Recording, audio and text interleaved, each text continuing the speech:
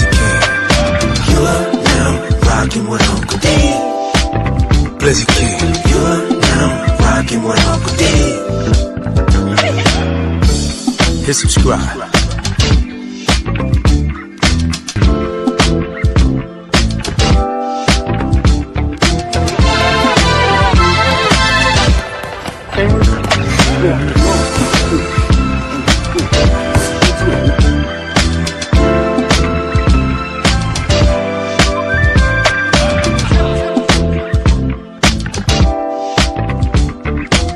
Subscribe to my guy, Uncle D. Tell him Big Bass sent you. Spurling. I'm an attorney here in Houston, Texas, an advocate for black men, largely because I am a black man. I'm a black father, I have black sons.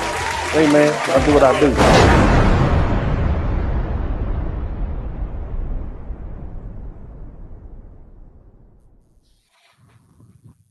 What's up, everybody? Welcome to the broadcast. This is Dennis Spurling. I want to thank you all for being here tonight.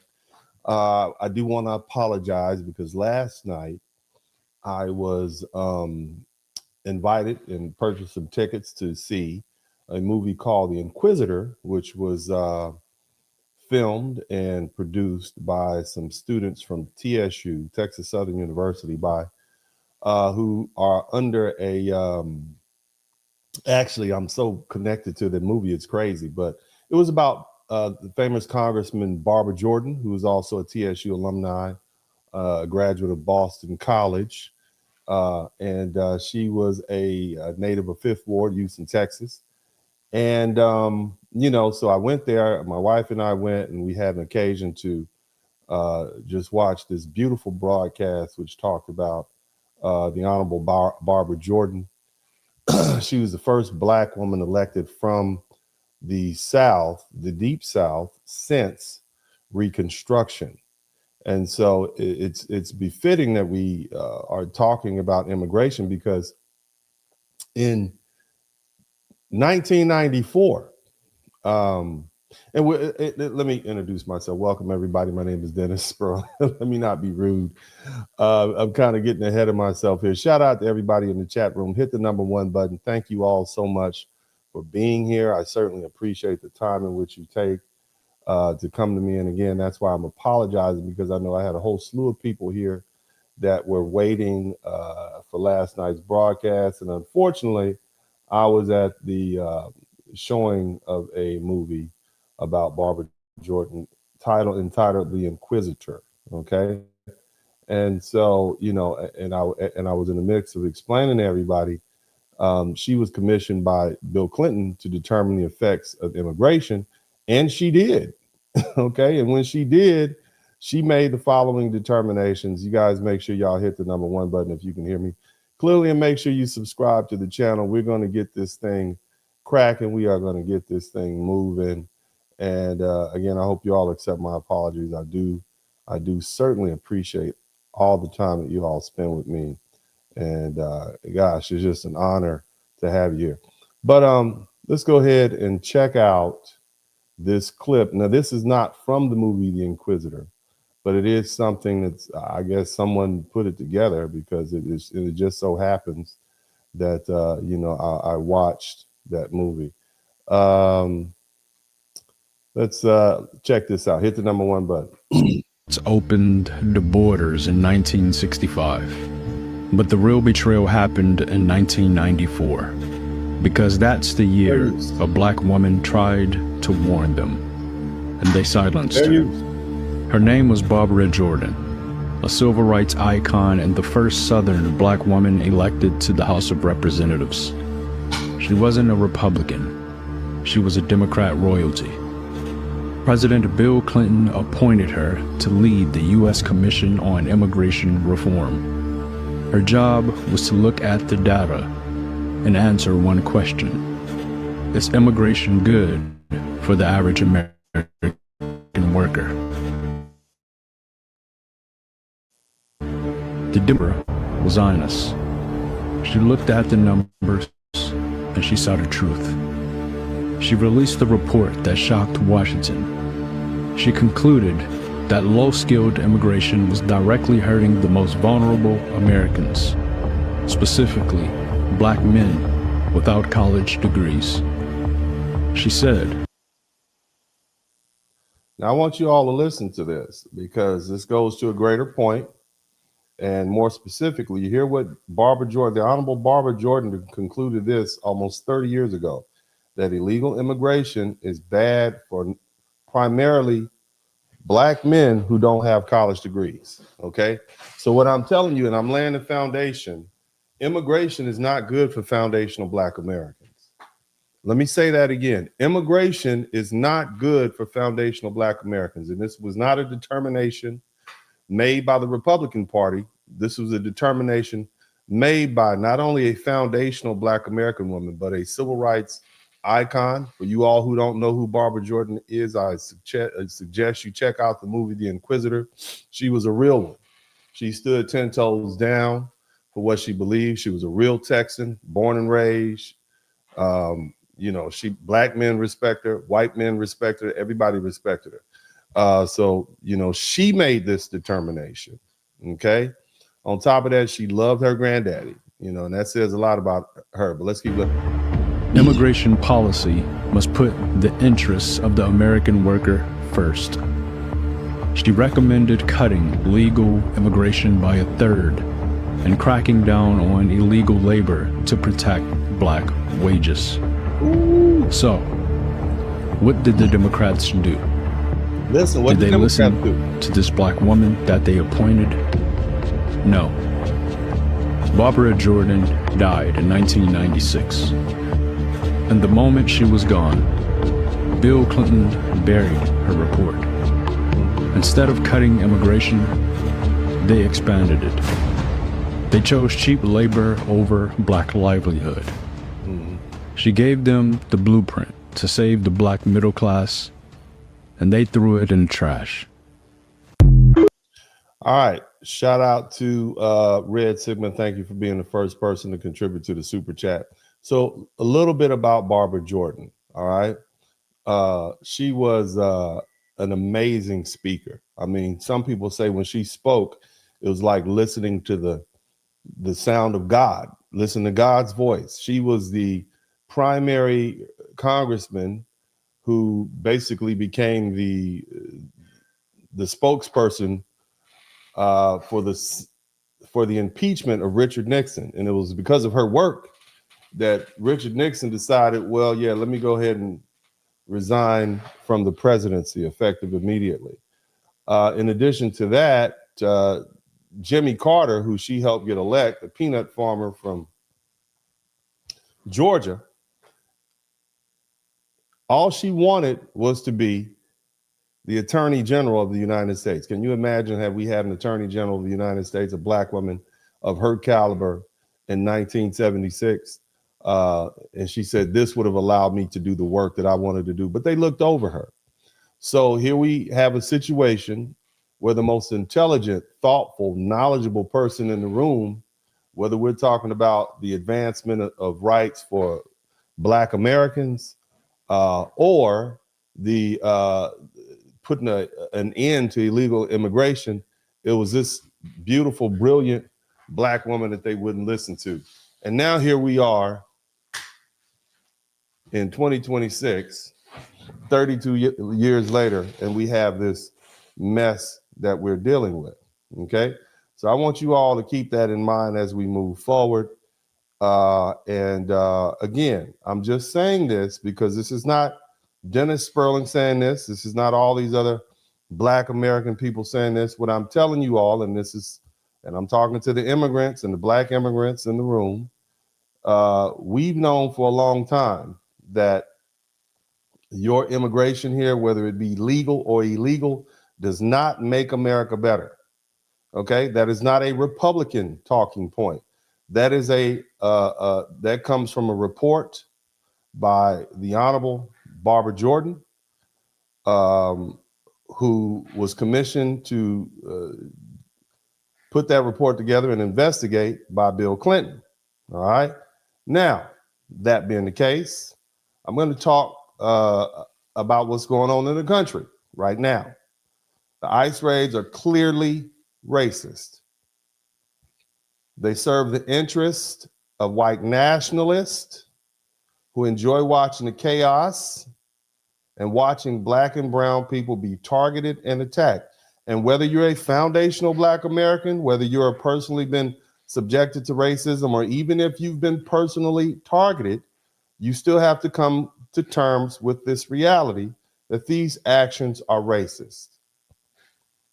That remains true even when you, black Americans, brothers and sisters, Solon people, foundational black American, indigenous, ADOS,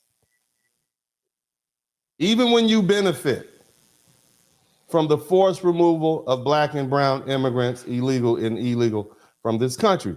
These removals reduce competition in our neighborhoods and our communities. They reduce, or should I say, the competition for space in school, rent, access to public services, safety nets, set-asides for Americans, job opportunities. Them gone is beneficial to us. That is the reality. And we're not going to live in a fictional world where we pretend we don't see what's plainly happening. And let's be honest, another uncomfortable truth, we made a deal with the devil, and the devil always comes to collect. What do I mean? We may not like it, we may not be proud of it, but as foundational black Americans, we cannot deny right now we are reaping certain short-term benefits from these racist practices by ICE and DHS. Is it true? If I'm lying, tell me I'm lying. But I don't think so. And that's not according to me, that's according to Barbara Jordan. Now, it's not just Sister Barbara Jordan that understood this a long time ago. I want you all to check this other video out. Hit the #1 button. This is one of our elders. Elected officials refuse to address the problem. The black elected officials refuse to address the problem. Well, let me establish the context. Okay, this is Terry Anderson. He's from my old neighborhood in Los Angeles, South Central LA. And this video was in the 90s. I believe it was the 90s. And this was at a time when all these illegal immigrants were coming up from Mexico and El Salvador. They had established themselves in the community.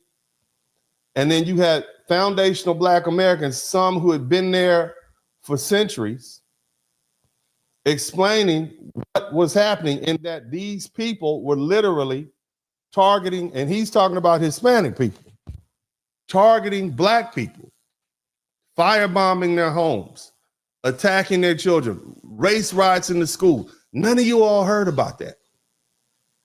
Okay? Because again, this is not something that's popular. Again, black and brown immigrants being removed from the United States benefits foundational black Americans. Now listen to what the elder has to say. It's not me saying this. These videos are from 30, 40, 50 years ago. It's not me saying this. Listen. Get this. The elected officials refuse to address the problem. The black elected officials refuse to address the problem. My own congressman refuses to address the problem. And I think the problem is black folks see all minorities as allies. And this is not the case. These people are not here for our common good. They're here for their own good. Where I don't have any ill will towards anybody, I also want to look out for my race. I'm a black American. I've never used a hyphen. But I will refuse to turn my back on my race and see what's going on in South Central to my people and let these people come in here and just take over. I'm not going to sit back and watch it. And I think it's a terrible thing, a horrendous thing for anybody to see this going on and say, well, he's a minority like me, so I won't speak up. I don't care where he comes from. The key to this whole thing is stop the denial, stop the alliances of, in other words, he's a minority like me, so I can't speak up against him. If this was white folks folks committing these lynchings to us in South Central, what's going on, there would be an outrage in this country. We have had firebombs thrown through windows. We have had people's cars burned in the driveway because they happened to move into the wrong communities. We had a lady who moved to East LA, came to the state from the South, not knowing what East LA was. It was an all-Hispanic community. She wasn't there one day. We had another man who was burned out of his house in Torrance last year. We had 5 murders in Hawaiian Gardens just because the people were black. This would not be tolerated if this was white on black crime. But the fact that these people come here, and it's the numbers, sir, it's the numbers. They come here in the numbers, they build up the Hispanic community, and they get this sense of power against us. And there are race riots in the schools every day in Los Angeles. It never makes the media. The black kids are being run out of the schools every day and told to go back to Africa. It never makes the media. We are having people who are being discriminated against on every avenue of society. Economic, schools, even in our prisons now. They have drawn lines, and our prisoners in California are being beat and harassed and raped by Hispanic. I mean, do you hear that? The prisoners aren't even safe, even the crooks. You understand what I mean? So I need, and many of you all have heard about this, but now it's becoming reality. This is the reality that we're living with, and this is what our ancestors told us. All I'm trying to do at this point is lay the foundation that Black American people, foundational Black American people, benefit from the deportation of Black and brown immigrants, okay? And that's something that we just have to accept. Here's the thing, the other thing I need you to understand, it's not something that's new to us. We've known this. See, our leaders in the past spoke about this. Shout out to Bobby Williams. And so this is something that we have to accept, all right? And again, this is not something that's new. I've shown you, whether we're talking about high-powered people like Barbara Jordan, or regular everyday folk. Here's another brother from a famous show. Benefits. Come on back as in the day. Listen to money. this. Who deserves affirmative action? Who deserves set-asides? It gets down to the hardcore. Can you, sir, as an immigrant Black person to America, are you eligible for set-aside programs for a group of people that were disenfranchised in the United States as a result of slavery and discrimination? Now, do you feel that entitlements specifically should go to immigrant, non-white people who are now citizens even of the United States? I believe the civil rights movement. Now I want you to look. This is a Bobby, Tony Brown journal, okay? And this cat right here is an activist, an immigrant activist. He just got here. Listen to his arguments, okay? Fight for equality. Well, I'm gonna just summarize. Basically, we should receive reparations and benefits because, you know, even though we came here voluntarily and we wanted to come here for a better life, we're here because, for a better life. And to set that aside, we still have to deal with prejudice. So we should reap the same benefits that you Black Americans who went through slavery, because in our mind, you know, it's about the same. We should at least get some. Look how selfish that is. And this is why a lot of Black Americans don't like a lot of immigrants who come in. You just come in here, jump in front of the line. Look how selfish you are. You have no skin in the game. You just got here. You can go back to your country if you want to. You come over here and you want to take our resources. For work we did. That's like me working and trying to get my back pay, and then somebody who just shows up and gets hired say, well, let me get part of his back pay too, because I've had to sit here and suffer for the past 3 weeks, even though he's been here 3 years. Just think about that. You want something you're not entitled to, which is fundamentally wrong, because you didn't have to come in the first place. Keep listening. Equality would not eliminate prejudices, and I believe. You think it's a prejudice if African Americans believe that only Blacks who were Americans who went through that period should be eligible for those? I think they should be eligible because they went through the pains and sufferings. I do understand it, but for me as a new American coming here facing the same prejudices against me, walking on the street in Wall Street, coming here to Here, I'm working on Wall Street and I have to deal with prejudice. I mean, you know, so I should be compensated because of the inconvenience of prejudice that I have to deal with. Think about that. Anywhere you go to the South. So you think the only qualification is to suffer prejudice in the United States? It doesn't matter if you were here. I believe we should look at it and saying that those who suffered, who came as slaves here, deserve more than anybody else. They suffered more than us.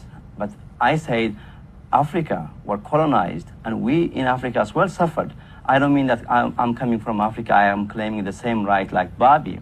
Yeah, but a lot of the Africans participated in the slave trade, which is another inconvenient truth that I brought to the forefront of these YouTube discussions. Okay, I just listen. Now they're equating chattel slavery with colonization, as if these two things are the same. You got to stay on your same land. First of all, colonization only lasted less than 100 years. We're still suffering from the same issues stemming from slavery and 100 years of Jim Crow and the last 30, 40 years of over incarceration and police targeting that we're dealing with now. Now, that doesn't mean we haven't been successful, but we're still dealing with it. And some of our people are not as well off as the rest. Let's keep listening. Or like his children.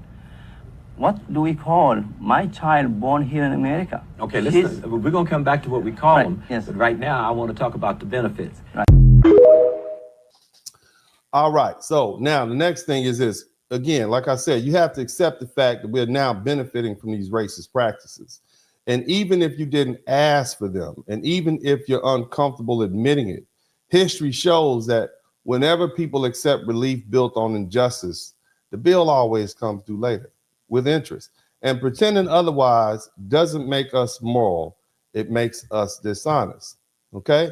Now, many of us voted for Donald Trump. Many of us who didn't vote for Donald Trump still support these aggressive ICE and DHS tactics. But regardless of where you stand politically, we cannot live in denial. We cannot pretend this is not racial targeting. These are millions of illegal immigrants, undocumented people in our country. And they estimated there's about 14 million illegals as of 2023. And of that whole population, okay, there's a portion of people from Europe and Canada. Some say anywhere from 500 to 800,000 people born in Europe or Canada, or in the past estimates that are undocumented or illegal. And yet we don't see ICE parading them around and breaking into their cars and raiding their homes or snatching them from their workplaces, not in the numbers that we see these other folks. So let's be honest about what this is. This is racial targeting, okay? All right, and we just have to deal with that. And there's really no way to get around it. Now, the question we have to ask ourselves is, why is this targeting so obvious? You understand? Why is it so obvious? Why black and brown immigrants? Why the raids in certain neighborhoods, certain workplaces, certain communities, while white illegal immigrants move quietly, untouched, and largely invisible? Is it a coincidence or is it by design? And these raids are not simply about enforcement. They're about signaling. They're meant to reassure a very specific audience that the racial order that they feel slipping away can still be enforced violently, publicly, and without apology. Black and brown bodies are made public examples of, while you got white illegal immigrants, by contrast, are quietly ignored or absorbed and overlooked. You had Donald Trump basically said he's going to give protection status to white South Africans. Now, the contrast is not accidental. It tells you exactly who the policy is meant to comfort and who it's meant to intimidate. And once you understand that, the larger story comes into focus. This kind of selective targeting only makes sense if you accept the belief driving it and the idea that America was meant to belong to white people. And that demographic change represents what they see as theft. And that belief didn't appear out of thin air. It grows out of the modern white nationalist fantasy one that insisted the United States was designed as a white country, it's for white people, you see what I'm saying? And white Europeans, and they're gonna take their country back, all right? And that claim sounds confident when it's shouted out online or repeated on slogans, but the moment history is taken seriously, it collapses. And that's where we have to go next. Because to understand why this fantasy keeps resurfacing, we have to be honest about what America actually was. In recent years, you got these white nationalists, they've begun arguing openly that the United States was intended to be this white ethno-state. Their claim is simple. America was founded by white Europeans for white folks, and the country has drifted away from the original racial purpose. And and they point to the race of the founders, and they selectively quote documents that insist that the demographic change represents betrayal. And that argument sounds confident, but it does not survive contact with facts. America was never a white country, neither in fact or by design. When the first Europeans arrived in America, and I'm talking about the Vikings, okay, this land was already populated by millions of black and brown people who lived here for thousands of years. Indigenous civilizations existed across North America long before Europe ever imagined crossing the Atlantic. And this land wasn't empty, and it definitely was not white. And Europeans did not build America alone. They did it, they didn't build it on untouched land. They arrived, they displaced the native population, and then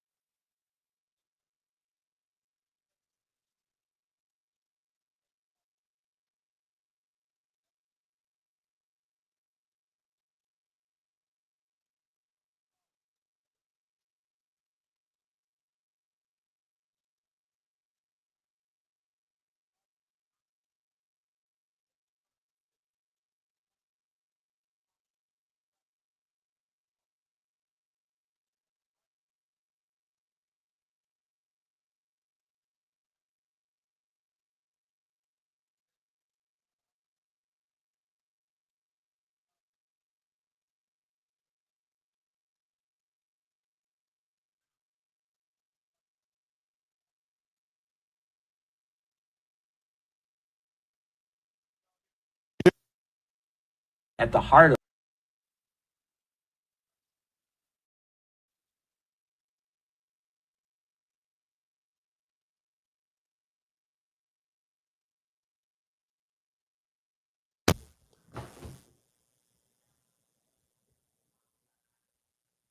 oh no, the sound.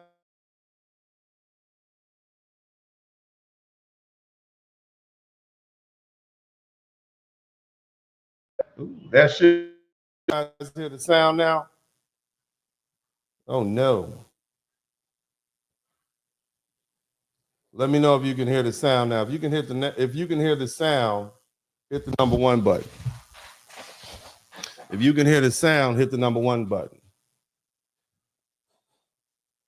All right, we back. Now, before I get going good, you know, we got these people. We got some, Dennis has a tethered wife.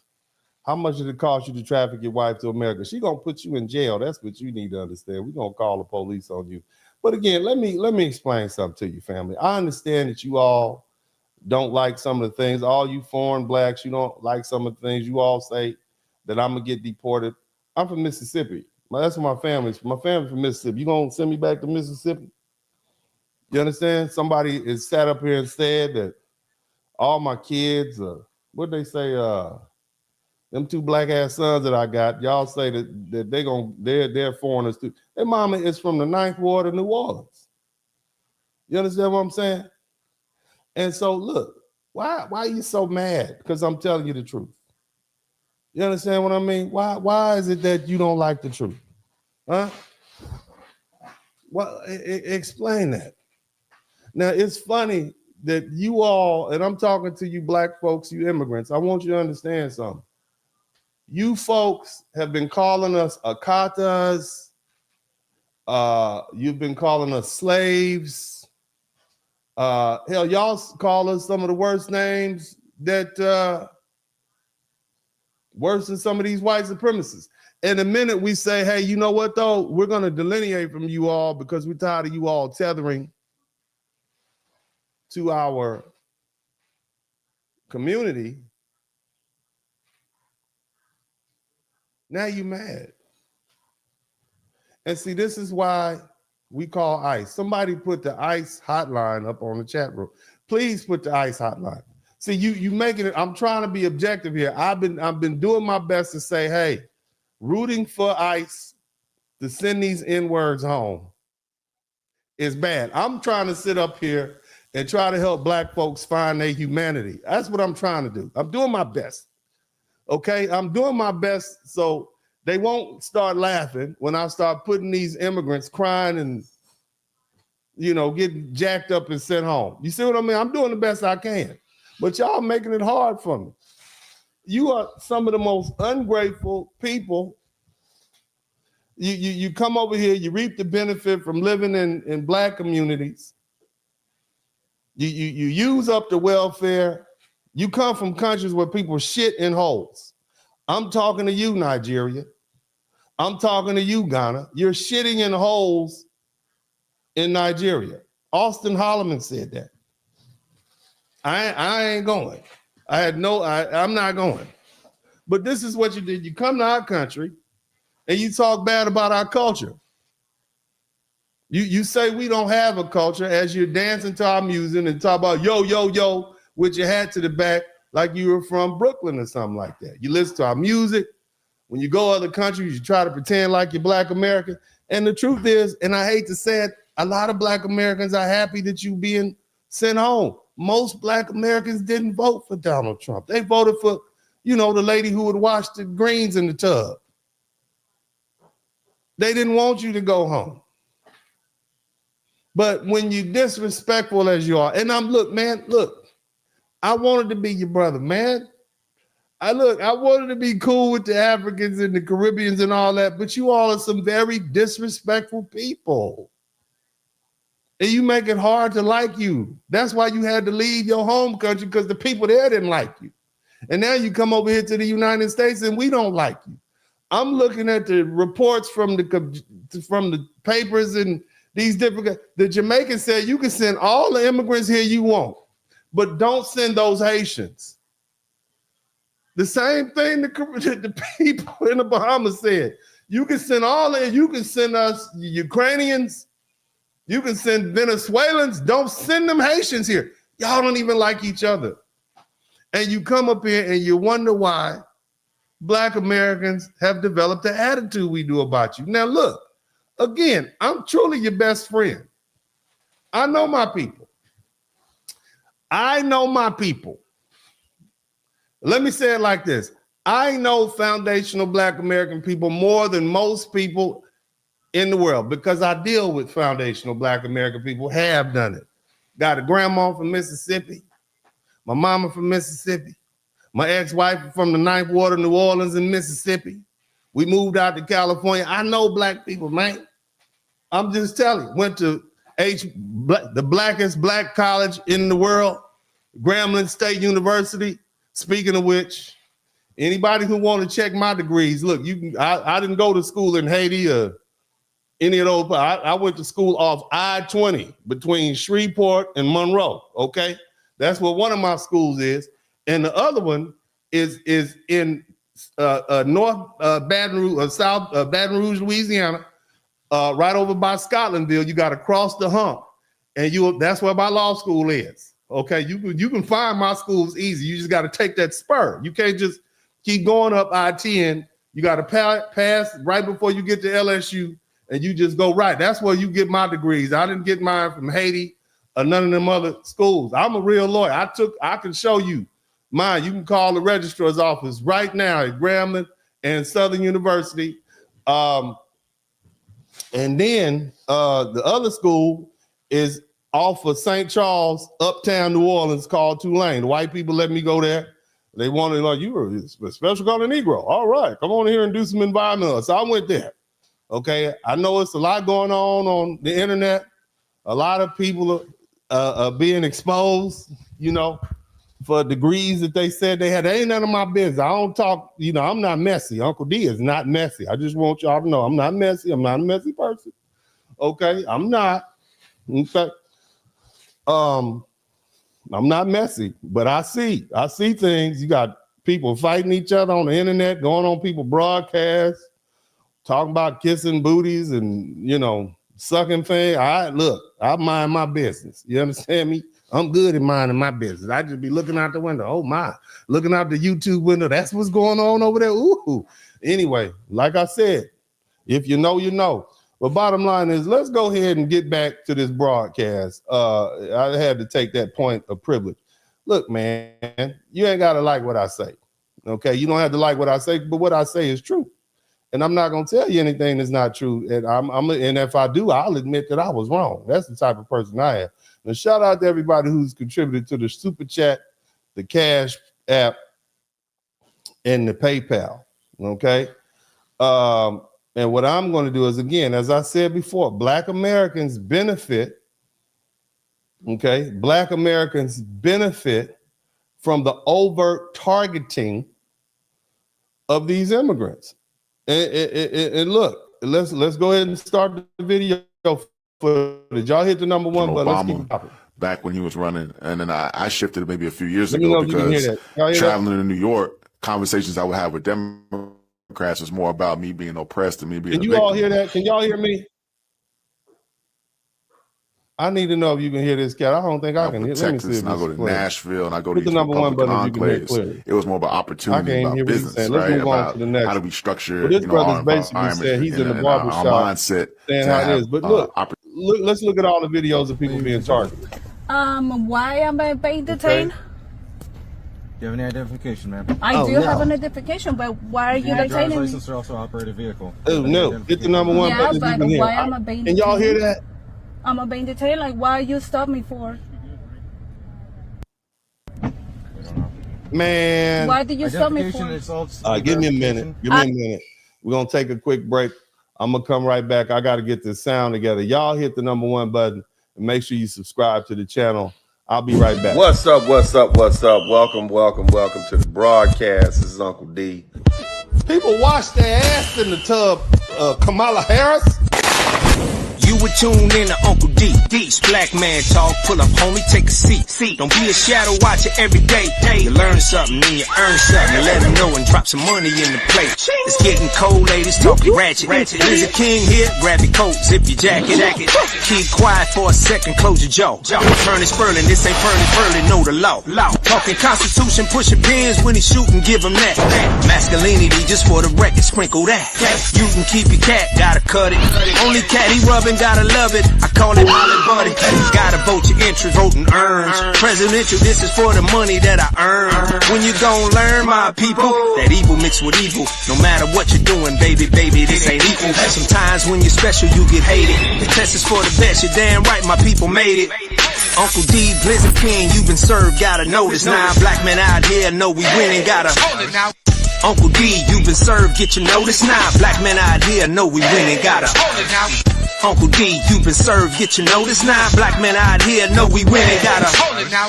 Uncle D, you've been served, get your notice now. Black men out here know we winning, gotta hold it now. Hey man, I'll do what I do. Somebody need to whip your ass. Get up and whip him, sweets. Hey, don't be putting the money in my hand all rough. Take your ass out here. You buy you a Floby and cut your own damn hair from now on.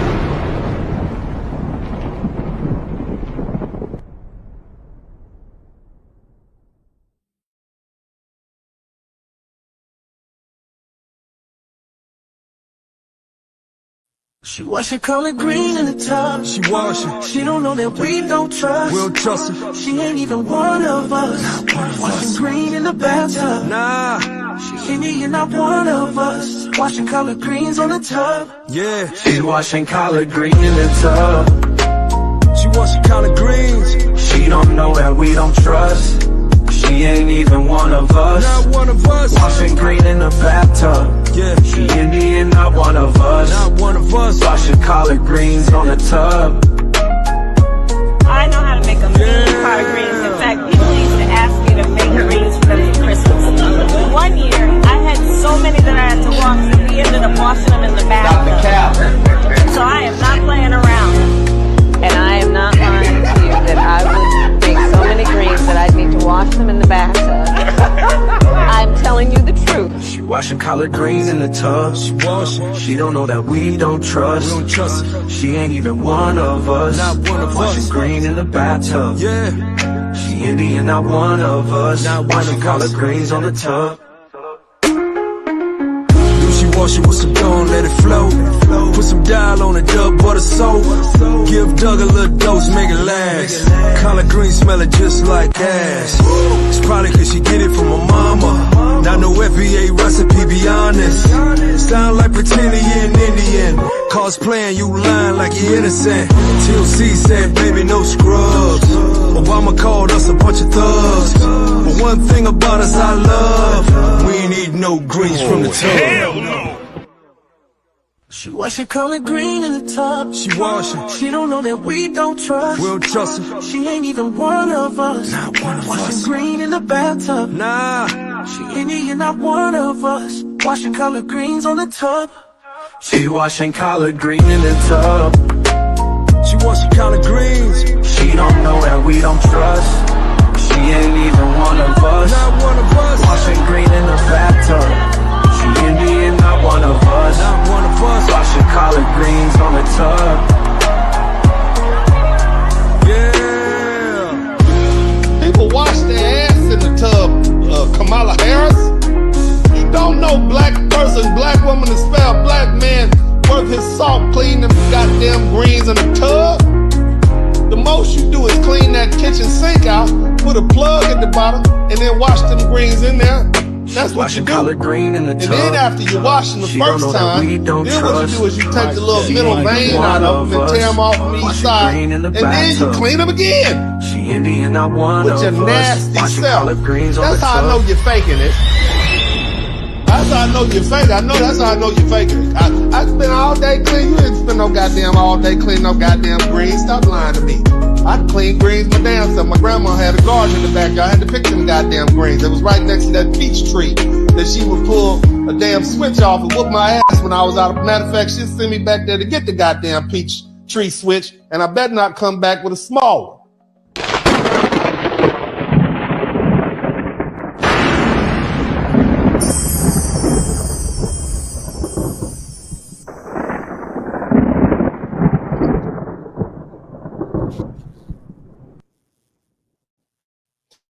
All right, mic check, mic check. You guys let me know if you can hear me clearly. Let me know if you can hear me clearly. Can you all hear me clearly now?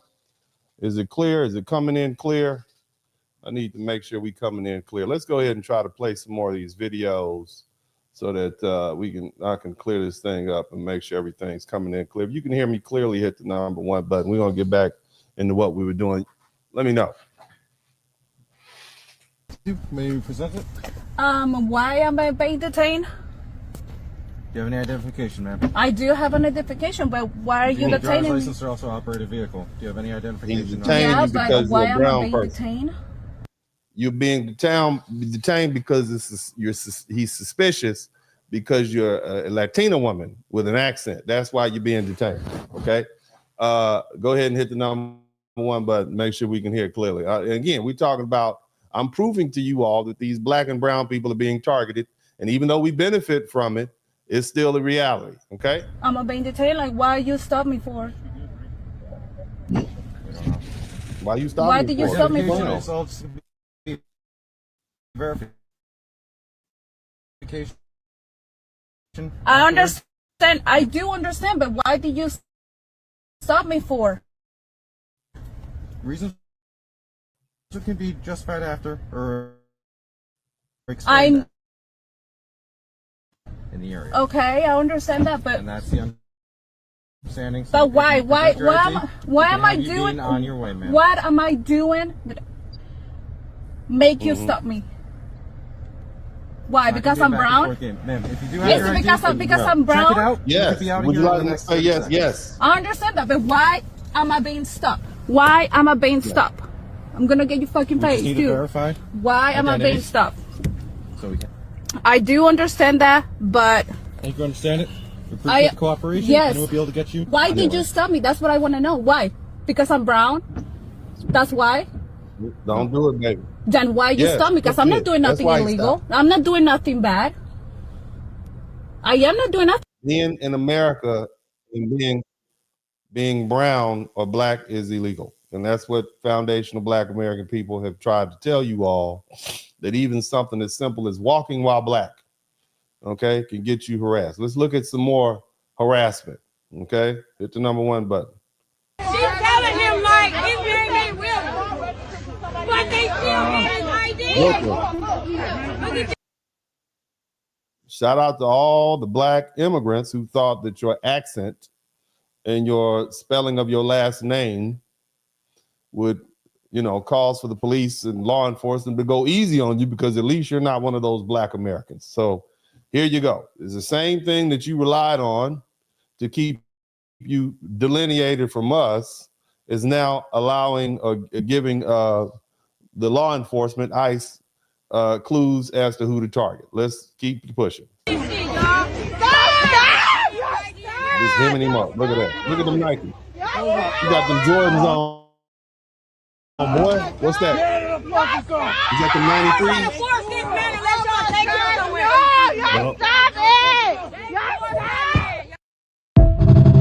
He's gone. He's gone. Okay, he's out of here. He's back to Senegal or wherever he came from. You understand? He's out of here. Now, clearly, many of you all have seen these videos. I've seen plenty of them. Here's another one. What's up, officer? How's it going? Where we at? This. What's that? Where we at? Where are we at? No, don't use our slang, sir. Where we at? Don't try to use our slang, sir, like it's 1990s area rap. Okay, don't use our stuff. Use your own stuff. Go ahead. Yeah, can you tell them this location? What are we doing here? Where we at?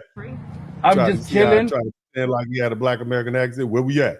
Then it came out when she, where are you? What do you mean? Where are we at? At my job in the Uber, and this lady just pulls over. And she's like, are you a U.S. citizen? In a parking lot at work. That's the officer lady. And they just shot somebody right now. Yes. In Minnesota. Yes. Imagine that. Are we in Germany? What they're doing. Why are you guys doing this? You tell me, sir.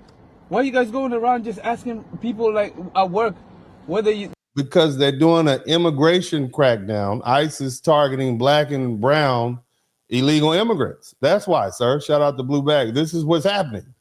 And we foundational Black Americans, us Akatas, us Jareers that you all call us, because we know you Somalis said, look at them, they don't have fathers.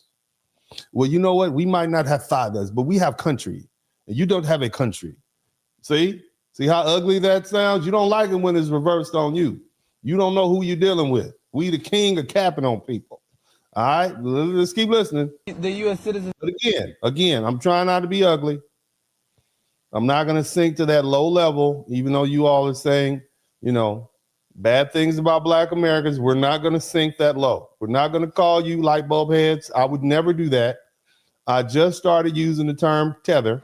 And the only reason I use it is because it was on national news, and now it's part of the public, it's part of the lexicon. Okay, and that's the only reason. All right, we're not calling y'all names. You all been calling us cotton pickers for years, right? Haven't you? See, I'm kind. I'm a kinder, gentler YouTuber. Okay, that's why I'm kinder and gentler. I don't make up stuff. But this is why you're being targeted, because you're Black. They're not. Are you guys not supposed to be patrolling the border? Do you want to answer the question or not? Why would I answer you? Where's your warrant? Your warrant? How you know all your rights? How you know all these rights? How do you know all these? Who's been giving you free legal service, sir? Where you been getting this free legal service from? Where's your warrant? You supposed to be patrolling the border. What committee have you hooked up with? Huh? So you do whatever you want. You can record. They're gonna snatch you out of their car. Yeah. Son. That's kind of crazy though, right? It's not like crazy. You guys leave the border and go harass people based on their skin color? Yes, that's what we say they've been doing. You didn't read were you not there during Black History Month? Did you not hear what was going on when they talk about Martin Luther King, Harriet Tubman? That's what we do. We've been trying to tell y'all, but what did y'all say? Or just work harder. I have 3 jobs. Work harder. That's what you told us. So I'm gonna tell you, is working harder gonna help you right now? Because you at work right now. Maybe if you work, tell her I'm gonna work harder and she'll let you stay. Ain't that a shame? No, Are you not. doing this to everybody or is just black people? No, black people. Come on now, you know a minute. Did he say black people? I thought y'all said you weren't black. I thought you all said you were Somali. You need to make up a mind. You need to pick a struggle. Either you're gonna be Somali, you're gonna be black. Okay, because we tried to make y'all black, but y'all didn't want to be black. Now all of a sudden you're black. Let's move on to somebody else. But yeah, we got to get on up out here. Let's move on to some more people. And let's see what else we got to hear. Agents left him hurt and hospitalized. That man, who was born in Liberia, calls it a rude awakening. America is the place of dream. Equal opportunity. Crying. Look at him crying. Let me explain something to you, brother. Some of these white people like to see you cry. Okay, they take pleasure in watching you be in pain. You're not helping nobody crying. That's not being, that's not it. What happened to all that tough talk you have for Black Americans? What happened to all that? You're so big and bad when it comes to Black America, you start talking. Tell them what tribe you from. Tell them, don't cry now. Sir, go ahead. Go right. I mean, he cried bad. His lips, he cry.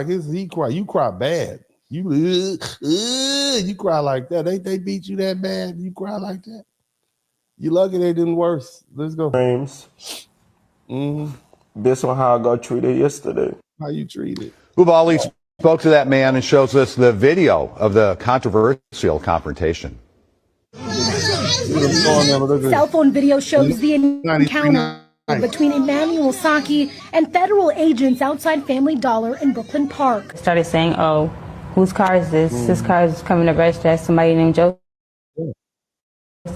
I'm like, no, this car is registered in my fiance's name. Saki, Liberian-born, naturalized U.S. citizen, says he showed the agents his driver's license, his name, his photo, proof of who he is. Ask me, can you give more proof that you are? When they saw you, sir, they knew you were a Black African, sir. Okay, trust me, I'm a foundational Black American. They can look at me and say, "No, not that N-word."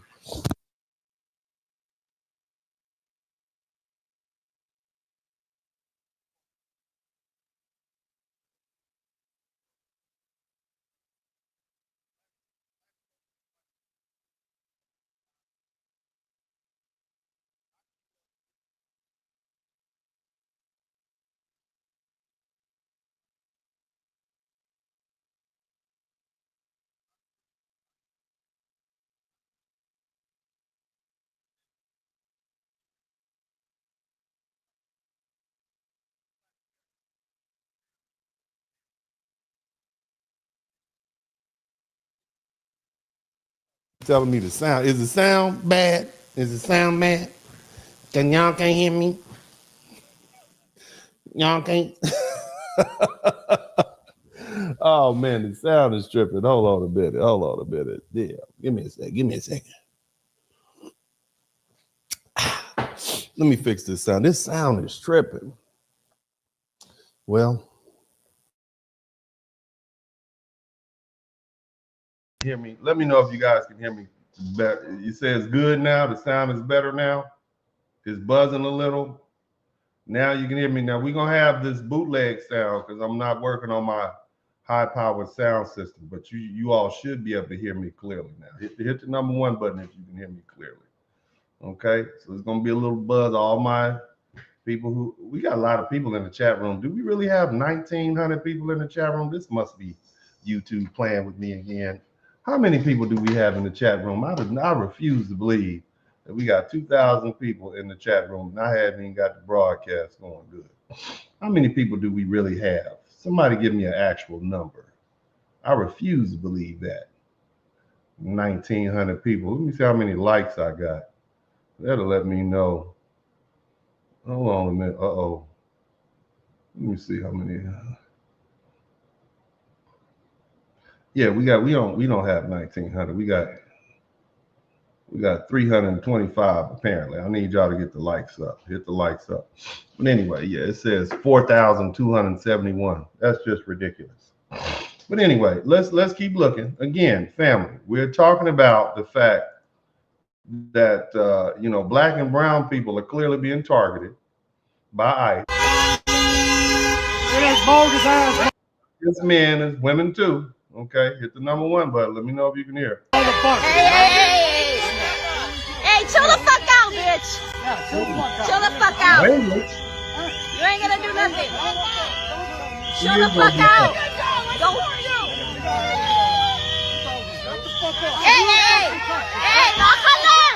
Hey, no. You gotta go. You got to go.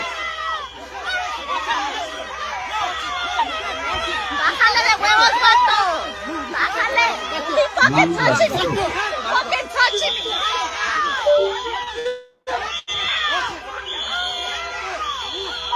Enseña la cara, perro! Enseña la cara! I mean, you can scream and holler all you want. You got to go. Okay, that's what's happening. You got to go. You got to go. You see what I mean? Yes, okay. Yes, okay. Yes, okay. Look at that. There, so you got there with no shoes on. How they catch you with no shoes on, man? Look at that. Bro, she got that spread eagle stance where she dropped down in that horse stance and she is holding the line. Baby, you gotta go. They're gonna get you in that truck. They're gonna get you in that truck. Now, see, if you all had been kind and been 100%, if y'all hadn't been talking all that shit, excuse my language, talking all that stuff to foundational Black Americans, we would have been all the way with you. But you all had the nerve to disrespect the indigenous people of this land, the people who done it longer and done it stronger than every other group of people. The nerve of you all. And now you're sitting there suffering. Now you're getting the bottom of your feet scratched up, thrown in the back of a white van, headed to who knows where. You see what I'm saying? Let's keep listening.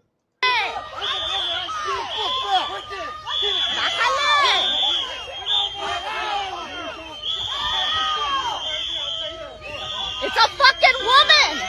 They don't care. It's a fucking boss.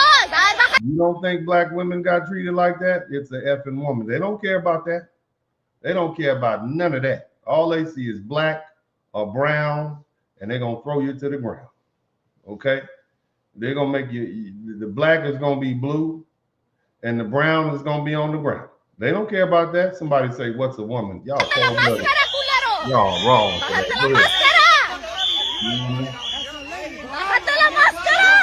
You know exactly what the fuck I'm telling you. Yes, Where are your strong Black men at that you all say that the Black American community doesn't have? Where are your strong Black men? Remember y'all said we don't have fathers in our community. That's what y'all told us. See, let me just be honest with you. A police officer thought it was a good idea in Watts, California in the 1950s to pick a fight. And we burned the whole city down. They call that the Watts riots. You see? The Los Angeles police thought it was a good idea to beat up a man named Rodney King, and we waited. We let justice run its course. And they let those cops off. We burned the city down. You understand what I mean? So they learned very quickly, we're not the ones. You see? You all are not built like us. You're not built for this country. There's a reason why Black people are so quick to sniff out racism and why we quick to do what we have to do when we perceive injustice. Now, I'm not saying this is injustice. If you're here illegally, you got to go. All right? But what I'm trying to explain to you all is you all are not like us. You never will be like us. You don't have a heart like we do. You all not built like we do. We stood here. We fought it out with these white folks. and we have an understanding. That does not necessarily mean we don't like each other. Somebody keeps saying there's no sound again. This is crazy, man. Hit the number 1 button. Hit the number 1 button if you can hear me. Hit the number 1 button if you can hear me. I need to know. All right. Hit the number 1 button. All right. Somebody said they can hear me clearly. All right. So, I mean, that's just my whole point, man. If she's a woman, and if you feel like it, I mean, I'm just saying. Now y'all saying it's getting muffled. The sound, they say the sound is trolling. Yeah, well, I'm gonna get closer to the screen. Let's keep moving on. Listen to this. Hit the number 1 button. Let's keep it pushing. Let's move on to the next video. All right, we'll go to the next video. Get the fuck on my bus.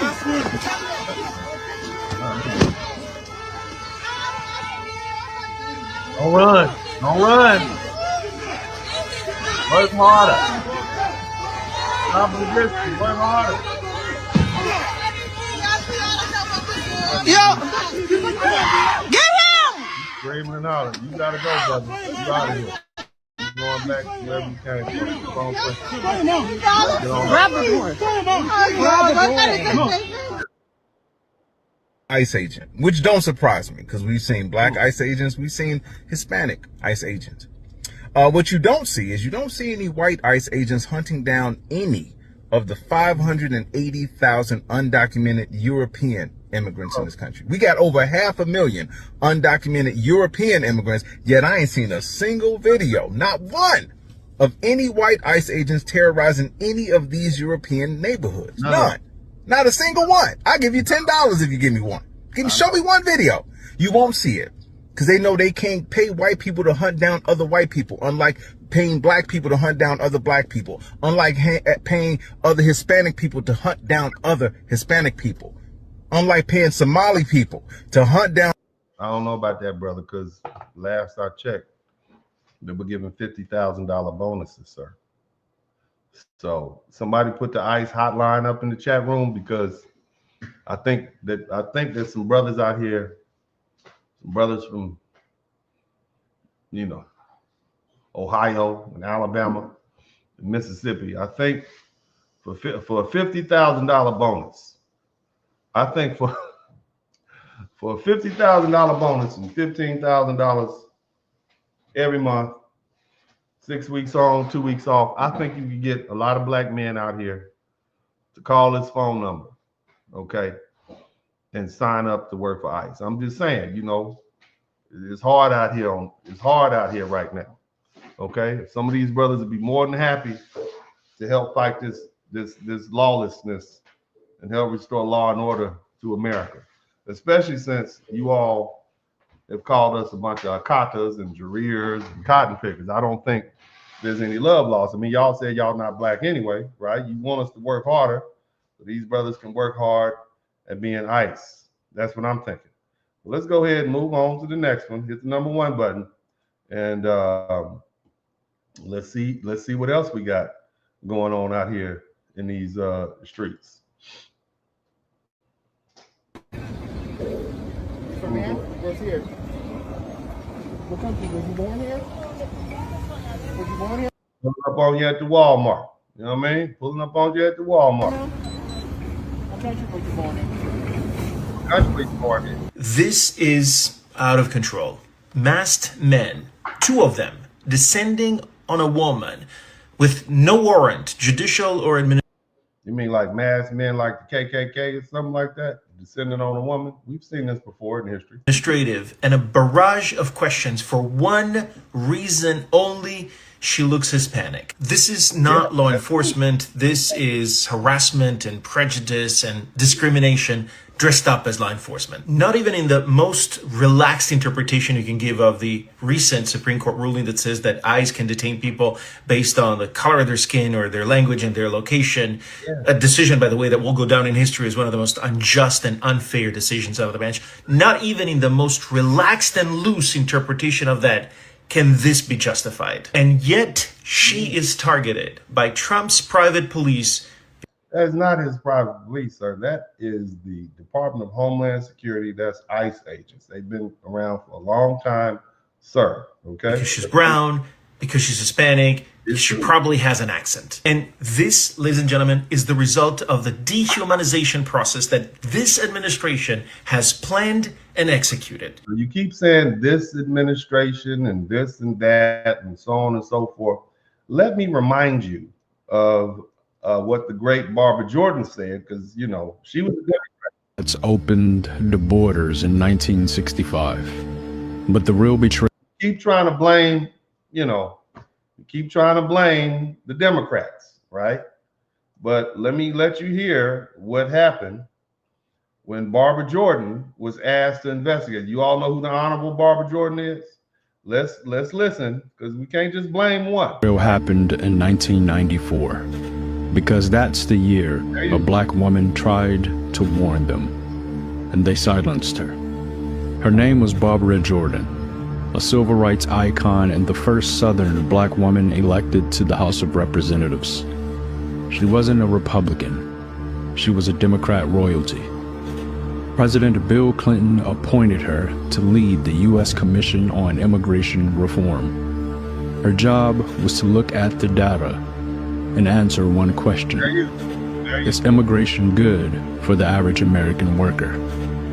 The Democrats expected her to say yes. But Barbara was honest. She looked at the numbers and she saw the truth. She released a report that shocked Washington.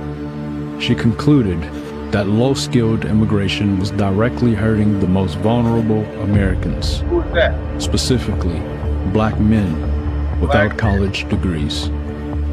She said, immigration policy must put the interests of the American worker first. Black men, right? It hurts black men. That's what she said. She recommended cutting legal immigration by 1/3 and cracking down on illegal labor to protect black wages. So, what did the Democrats do? Did they listen to this black woman that they appointed? No. Barbara Jordan died in 1996. And the moment she was gone, Bill Clinton buried her report. Instead of cutting immigration, they expanded it. They chose cheap labor over black livelihood. She gave them the blueprint to save the black middle class, and they threw it in the trash. So again, how can we keep blaming the Republicans? How can we continue blaming the Democrats when the first person that I know who commissioned this was a Democratic president, Bill Clinton, and a very famous civil rights icon, Barbara Jordan, who came to the conclusion that immigration, both illegal and legal, is bad for Americans, specifically black Americans. So is this really a Trump idea? I mean, why do we keep shifting it off? I mean, whatever you like, okay? And again, as I told the black people at the beginning of this broadcast, having these people deported is good for us. Now, are black and brown people being targeted? Hell yes. Now, I want to show you something else that's going on. This is what they're doing now. They are literally, they're not even waiting for you to stop. They're running into the back of these people's cars, hitting the cars, and forcing them out the cars. Listen, look at this. Look at this. See that? They didn't wait for them to stop. The ICE is literally ramming people, forcing them to get out the car, right? Look at it. Look at that.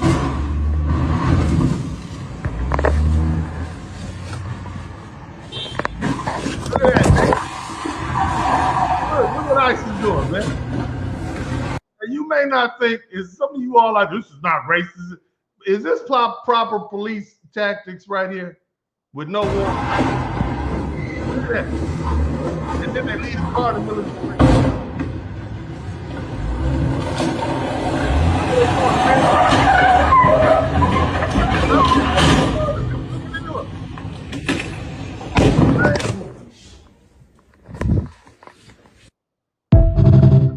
I'm just saying, family. I mean, look, we reap as black Americans, we reap the benefit of these policies. But we got to accept the fact that they are, they're racially targeting these black and brown folk. It's true. And see, what we have to do is just accept the reality of it. Let's not run away from the truth of what's happening. Even if there he goes. I missed the big explosion. It was first before all this.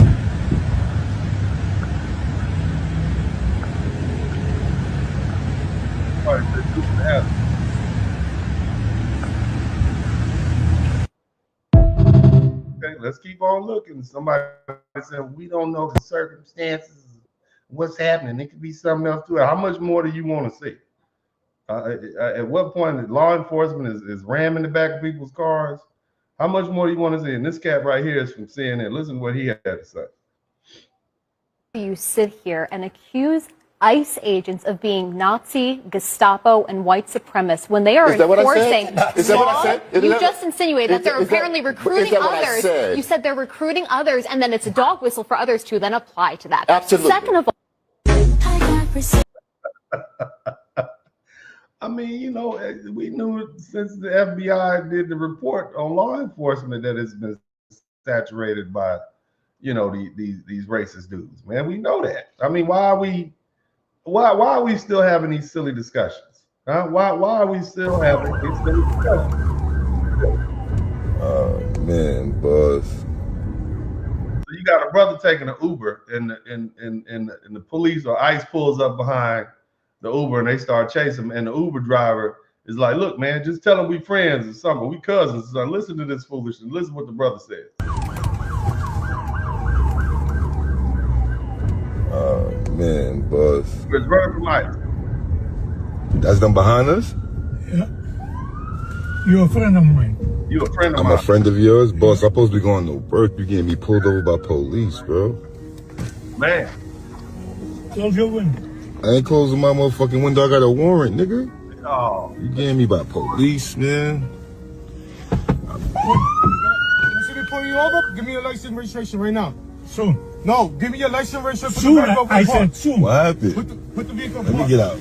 I'm out. Brother's like, I'm gone. I'm a night chair employee. I don't know what the fuck is going on. I ain't doing none of that. I'm out of here. I got the wrong version. I don't know what's going on. Let me get the fuck out. Here's from my supervisor while I'm late. Oh, shit. In it? I ain't in it. Yeah. All right? Yeah, I got it. I'm obliged to be in this country, sir. I have an immigration status. Is this for an immigration thing? Black dude.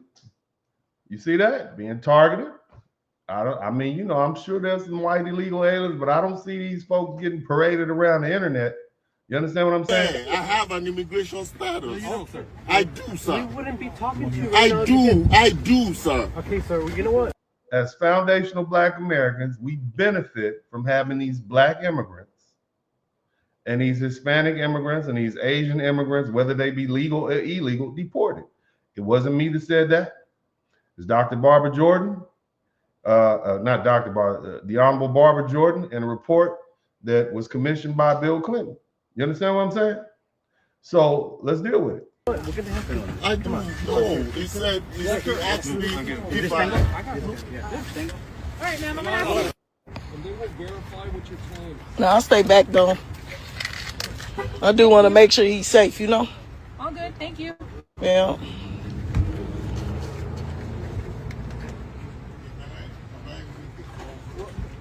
Shit, y'all look like some immigration people. Shit, like y'all need to be deported.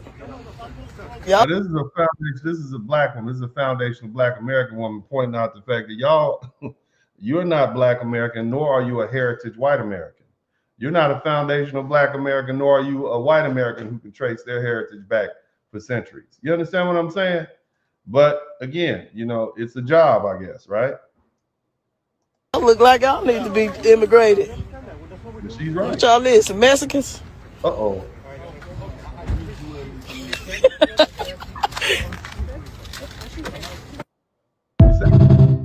Now, I'm going to run this one video, and we're going to go ahead and get to work.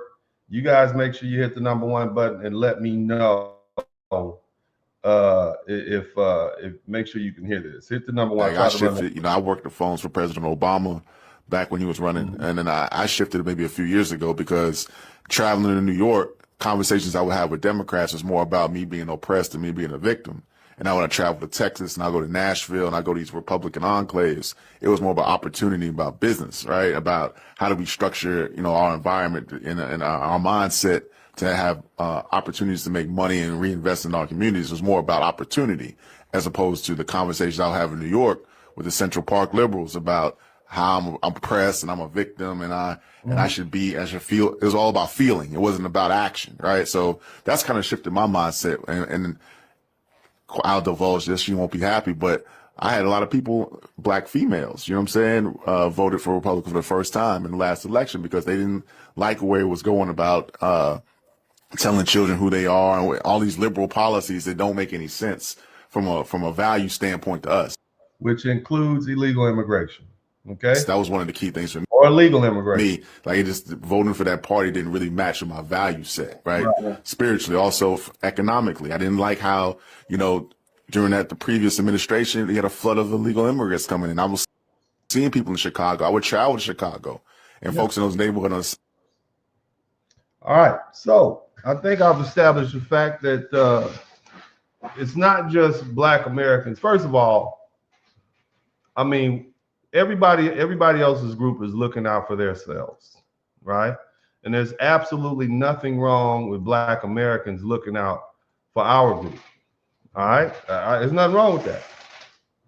I gave you a whole bunch of folks from the past who talked about the effects of immigration. It talks about how when you get a bunch of Hispanics up here and you see what they do, you know, you get we thought our Caribbean and African brothers were going to come over here and side with us, and they didn't. They called us Jareers and Akatas and all these horrible names, saying things like we don't have culture and very disrespectful. So here we are 60 years after the Hart-Celler bill law was passed, and now they're being deported.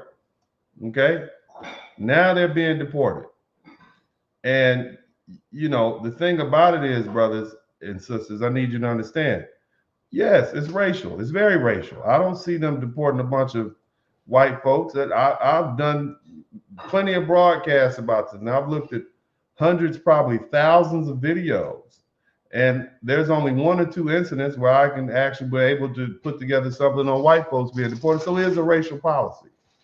Okay? It just is what it is. Now, again, once you understand the larger story, once that comes into focus, then you have to try what's up with the selective targeting.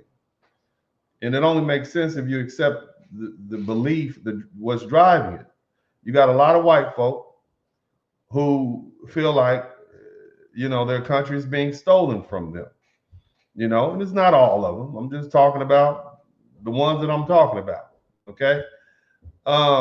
And in recent years, you've had a lot of these white nationalists. They've begun openly arguing that the United States was intended to be an ethno-state, or they want an ethno-state, or whatever. And I spoke about that earlier, before Europeans showed up. It was a bunch of Native Americans and dark people here. So that's just food. Then they brought Africans over here. You see what I'm saying? So that's just silly. All right. Now, this fantasy. The other thing we have to understand, and this is, you know, black people. We look at how our people are responding to this, and you hear, you don't hear hysteria.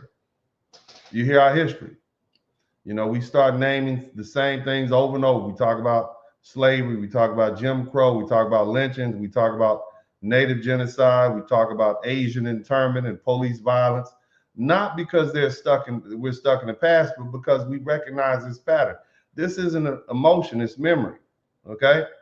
It's not, it's experience, it's data, it's the conversations we had, letting us know that this is how the country is. Now, we tried to tell folks that this is what America was about. This has been our experience, and nobody wanted to listen. They just told us to work harder. They told us we were being victims, and now they told us that, you know, Things have changed. Slavery was a long time ago. They told us to get over it. And now they haven't experienced it firsthand. And here's the thing. We're benefiting from it by having these people removed. All right? This is selective enforcement. And we've seen law and order applied in only one direction. We've watched violence justified as policy and policy justified as necessity. So when the raids hit the same communities, the same neighborhoods, the same bodies over and over, we don't need conspiracy theories to understand what's happening. The targeting looks obvious because the pattern is old. And that's why pretending this is random or neutral or race blind insults the intelligence of anyone who actually knows American history. Now, what's really going on? In my opinion, right?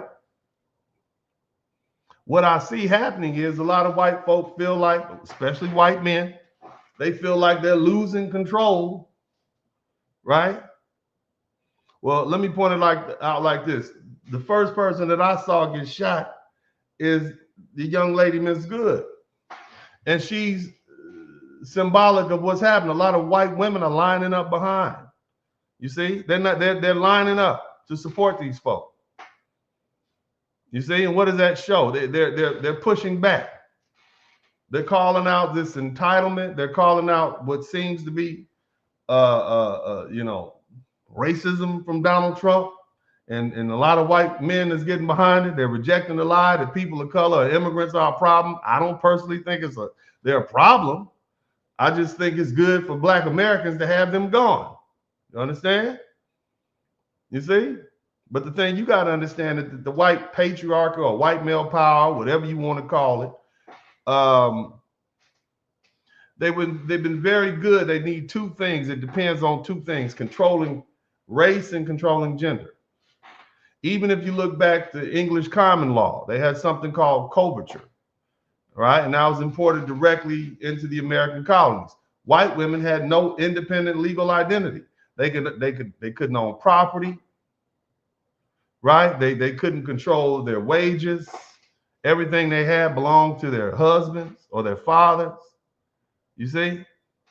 They literally existed politically apart from their husbands and their fathers. And the patriarchy was, it wasn't just a cultural thing. It wasn't just something we volunteered to. It was the law. And the system began cracking when women's suffrage happened in the 1920s. It weakened further during the Civil Rights era. And when racial hierarchy itself was challenged, it accelerated dramatically in the 1960s and the 1970s when white women gained access to education, credit, careers, and their own sexual autonomy. And what we're witnessing now is an end stage consequence of that shift. And so, the thing we have to look at, man, it's gotten so bad that recently there's been this thing that's popped up called AWFUL. And I hate to even talk about it. AWFUL stands for Affluent White Female Urban Liberal. Okay? And the term is open. It's openly hostile by design. It's meant to shame and isolate and discipline white women who protest this immigration enforcement and these police violence and this racial targeting of these Black and brown immigrants. And according to reporting, conservative commentators have described these women as the scourge of polite society. They're literally, literally angry with affluent urban white women. They call them awful, blaming them for the downfall of America, blaming white women for undermining order, and frame them as dangerously out of control. You have one commenter even celebrated the label after a white woman that, the lady who got unalived, basically used it as a punchline. And that tells you everything you need to know. You understand me? Think about that. And the white women who support this racial hierarchy, they're being praised as virtuous. So that's something. This is what's going on right now. So not only is it racist, targeting black and brown people, but it's also sexist. And the thing you have to understand, whatever you think about the political situation here in the United States related to immigrants, when men begin to view their own women as enemies, that's not politics. That's not even strategy. That's just straight up failure. That's at that point, legitimacy has collapsed. Real power does not need to threaten, shame, or intimidate. Power that is legitimate is followed voluntarily. So when men start calling their own women traitors and enemies, what they're really saying, whether they admit it or not, is simple. We no longer have moral authority over them. And for centuries, white male dominance depended on a silent agreement that white women would accept male leadership, reproduce the racial order, and socialize children into that hierarchy. And that was the foundation, not the strength, not excellence, solely compliance. And the moment white women reject that role on their own terms, authority, and when that authority disappears, what replaces it is not leadership, it's resentment. And that's what you see happening right now. That's why you have this awful, that's why you have all these folk out here calling white women often or traitors. You see? Think about that. So, you know, this is what we're dealing with right now, man. And again, this is whether you like it or not, whether it benefits you or not, let's just deal with the facts on the ground. Okay, family? Now, another thing that's obvious that people keep missing is that this racism is not just overt. You know, well, let me say it like this. Overt racism is ugly. We can agree with that. It's uncomfortable. It's socially unacceptable. And yes, it should be checked. And nobody is arguing otherwise. But overt racism is not the most dangerous form of racism. See, racism doesn't just live in people's mouths. Like, this is a bunch of people talking stuff right here on the internet. You see what I'm saying? You couldn't do this back in the 80s and 90s. If you ran up on somebody and heard some racial epithet, whether you call an Irish person a Mick or a Jewish person, they have names, and the Italians had names. They would call them all sorts of names, wops, and it was horrible. But you had to see that person. You see? And of course, black people being misnamed, you had to see them on the street. You see? But nevertheless, that's overt racism. Okay, and as I said, racism doesn't just, shout out to Yaya's kids, and racism doesn't just live in people's mouths. It moves through institutions. It operates quietly through processes and policies and outcomes. And when people get stopped and detained and questioned and searched, or they get underpaid, they get overcharged, they get not denied or abused because of how they look or how they speak or where someone assumes they're from, especially through policing and housing and employment and education and immigration enforcement. That's systematic. And that's nothing new here in America. You see? Racial power here has always been enforced by the state.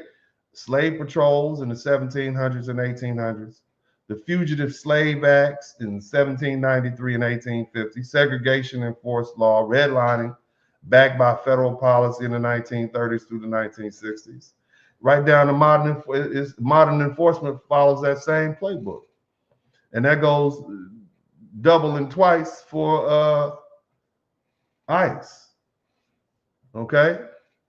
So in other words, what I'm trying to explain to you all is that the language changes, but the machinery stays the same. And, you know, you even got religious figures getting in on it, civic leaders blessing it. And that's how power gets cleansed. That's how it gets cleansed and justified. All right. Now, the truth is simple. Racism works through badges and courts and zoning boards and banks and prisons and schools and detention centers. It's not just a belief. It's not just word of mouth.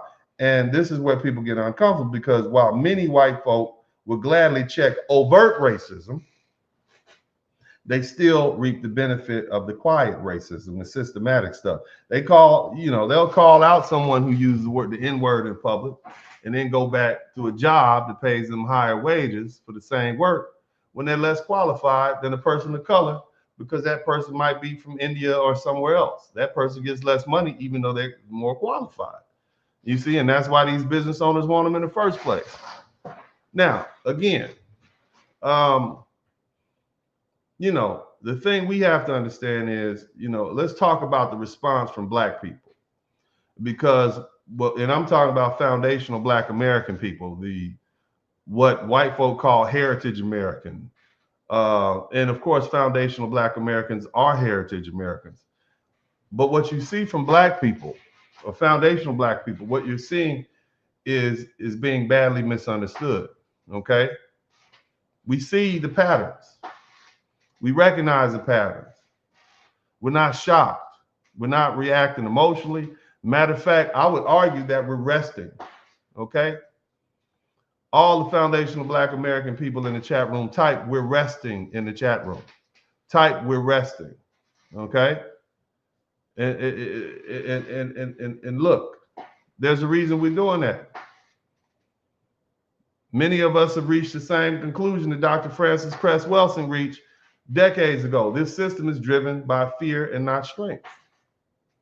Welsing argued that white supremacy is fundamentally rooted in the existential anxiety and fear and loss of dominance, loss of control, loss of hierarchy. Not domination in the sense of chains or revenge, but domination in the sense of no longer being on top. And when people of color appear to be advancing or even just surviving, that system experiences this threat. And systems driven by that kind of fear, they don't de-escalate. They escalate. They would rather destroy than surrender control. And that's why Black people aren't rushing into this fight. Fighting panic doesn't cure panic. Engaging emotionally only confirms the system's paranoia. At this stage, confrontation is not a strategy. It's participation. That's why we are resting. All the Black people type "we're resting" in the chat room. You see? So what you hear from Black folks is you hear restraint. You hear us distancing ourselves. And when I talk about Black people, I'm talking about foundational Black America. Because again, I've already established that we're benefiting from the deportation of these Black and brown immigrants and these Asian immigrants. Can we all agree that there'll be more jobs for foundational Black Americans? There'll be less, because all they do is put them in our neighborhood. All the people in Chicago will tell you they put them in our neighborhood. They utilize our resources, which is why a lot of Black people voted Republican this time. And so even though we reap the benefit, most of us are not gloating behind it. We're watching Black bodies being hemmed up and thrown in the back of vehicles. We're watching brown people being handcuffed. We're watching that, but we're still maintaining our distance. See, we have a sort of weary clarity, because once you understand what white supremacy has already been given, it's been given enough power and resources to destroy the planet multiple times over with all sort of nuclear weapons and environmental devastation. You also understand something else. This danger is internal. Not an external enemy is required. Racism in this country has never depended on individual hatred alone. It's always dependent on systems repeating themselves until they exhaust their own logic. What we're witnessing now is not innovation, it's repetition.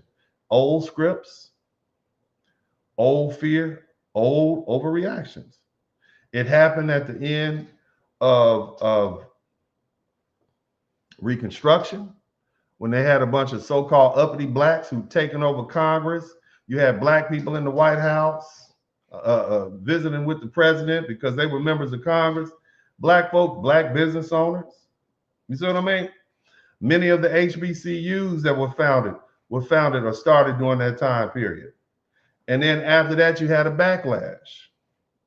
You see what I mean?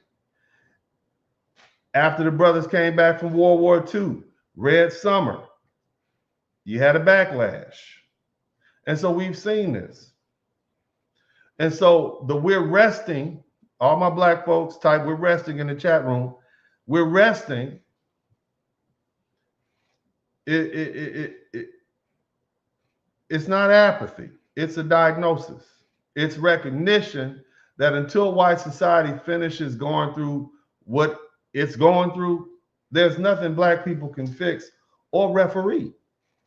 So we step back. Not because we don't care. I don't think any human being with a heart watching these folk get hemmed up and separated from their families, it's not that we don't care, but we've already seen where this road goes. All we can really do is hope that in this latest tantrum that these folk are throwing, they don't burn the whole house down or whatever. And hopefully they'll hurry up and finish this cycle. You understand? So this is where we are. And this is what we're dealing with. Now, I want to take the opportunity to open the chat room up because I'm sure there's some people we got a lot of folk in here who have a lot to say. I'd love to hear some of you folks come on in here and talk to me. The screen is hot. I'm a fake lawyer and everything. Somebody type fake lawyer in the chat room. Matter of fact, speaking of which, please, if you've been involved in a car accident, give me a call at 713-229-0770. And I'll be more than happy to help you. I'm licensed in multiple states. I look forward to helping you. We actually have some folk in here who have contacted my office. I appreciate that. And, allow me to help you with your case. So if you've been involved in a car accident, give me a call. It'd be a pleasure to talk to y'all. Okay, now y'all go ahead and do that.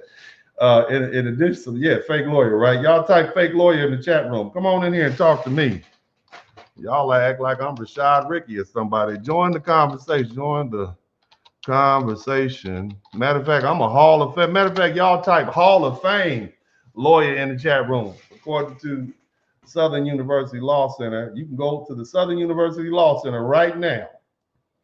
And my photograph is hanging up in the Hall of Fame for all the young lawyers to see, or wannabe lawyers, law students to see. Somebody type Hall of Fame lawyer in the chat room for all these haters. Hall of Fame lawyer. Get it right. You can call me a lot, but you can't call me not a Hall of Fame lawyer. Go tell your lawyer, the one that did your divorce, got you in the house sitting by yourself and still billing you. Your wife ran off with all your money. I bet your lawyer is not a Hall of Fame lawyer. I come from a long line. My daddy was a lawyer. My wife is a lawyer. You see what I'm saying? You understand that? My great-great-granddaddy, George Washington Jones Sr., was a lawyer in Mississippi, went to Fisk College. Russ College in Mississippi, was licensed in Mississippi and Kansas. Helped found the town of Nicodemus, Kansas. Was renowned as one of the best lawyers, black lawyers at the time. He had white clients and black clients. So not only am I a lawyer, when your family was over there in Ireland, looking for some potatoes to eat, and when your family was down in Sicily starving, my black ancestors were here in the United States helping make this country what it is. So any of you all who want to come in and chat with me, you're welcome to come in. The link is in the chat room. In the meantime, we'll go ahead and let y'all see that. Come on in. I'd love to talk to you. Let's talk about, and the conversation for tonight is ICE targets black and brown immigrants, ignoring the 500. It really should say 500 to 896,000 white illegal immigrants. It's true. And the truth is, black folks, you do benefit from these black and brown people being targeted. It's true. Yes, we are on the side of racism right now. Racism is helping us win right now. Racism is helping black people win right now. We get all these immigrants out of here. They get them out of our neighborhoods. That's beneficial to us. It's not me that said that, is it? You heard the Honorable Barbara Jordan say that. She herself was a lawyer. You understand me? I'm just saying, I want to get these people, where y'all at? Now look, if y'all don't come in here and talk to me, if you all don't come in here and talk to me, then I'm going to put the, membership only.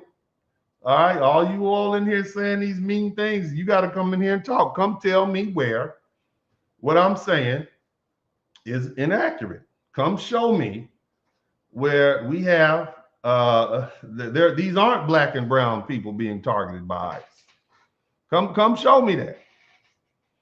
You understand? Come on in. And if you're not, then just be quiet. Just sit here and take your talking to. That's what you need to do. Just sit there and take your talking to. All right. Shout out to everybody. Make sure you represent where you're from. All my foundational Black American brothers and sisters, man.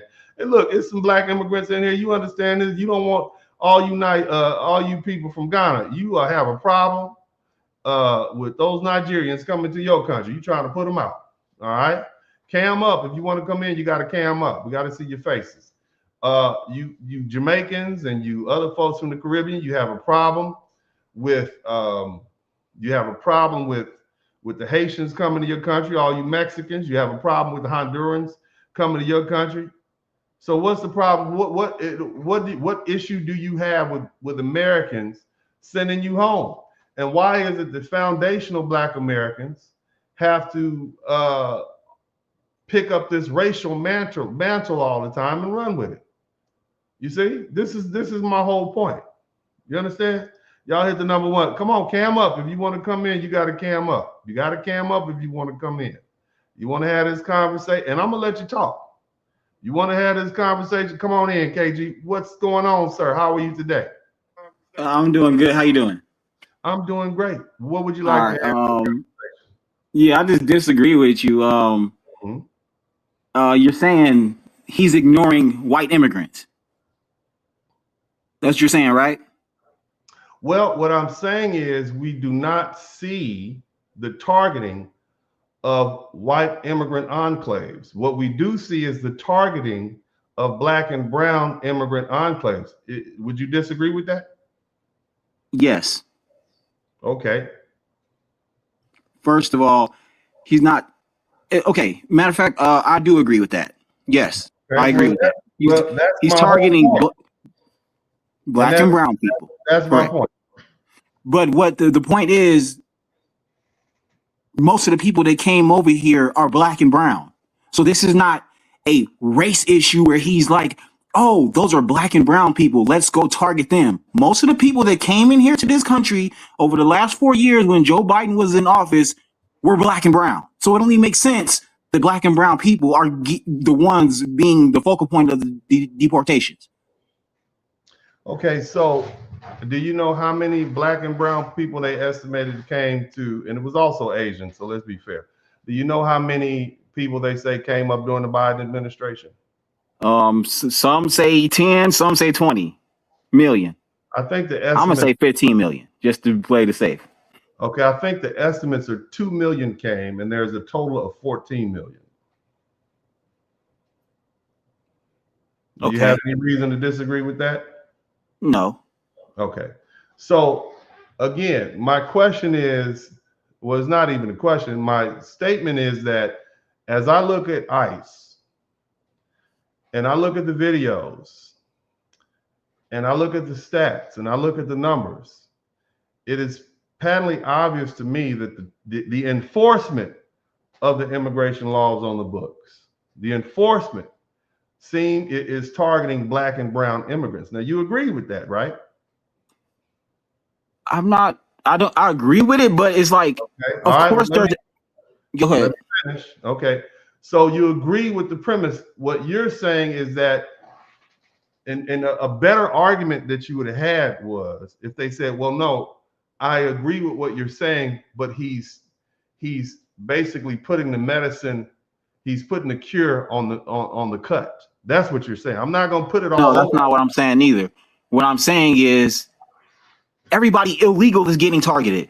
There was I just watched the video, and a dude was pointing out white dudes from UK, all over, from across the country, from across the globe, white people getting shipped out the country, packed up and shipped out. Well, where's the deported. video? You have the videos for us to see? No, I don't have a video right now. It was like a TikTok video, whatever. But it was a black guy, and he's on there, and he's like, dudes were getting caught for drug smuggling. That's great, but I've only seen about 1 or 2 actual videos. I don't see them being paraded around. Now, here's the other thing. Let me finish. Here's the other thing. Do you really think that Donald? I'm just talking to you. Let's just be honest with each other. Let's not have a debate. Let's have a conversation. Do you really think Donald Trump is targeting white people to send them home? If they're illegal, yes.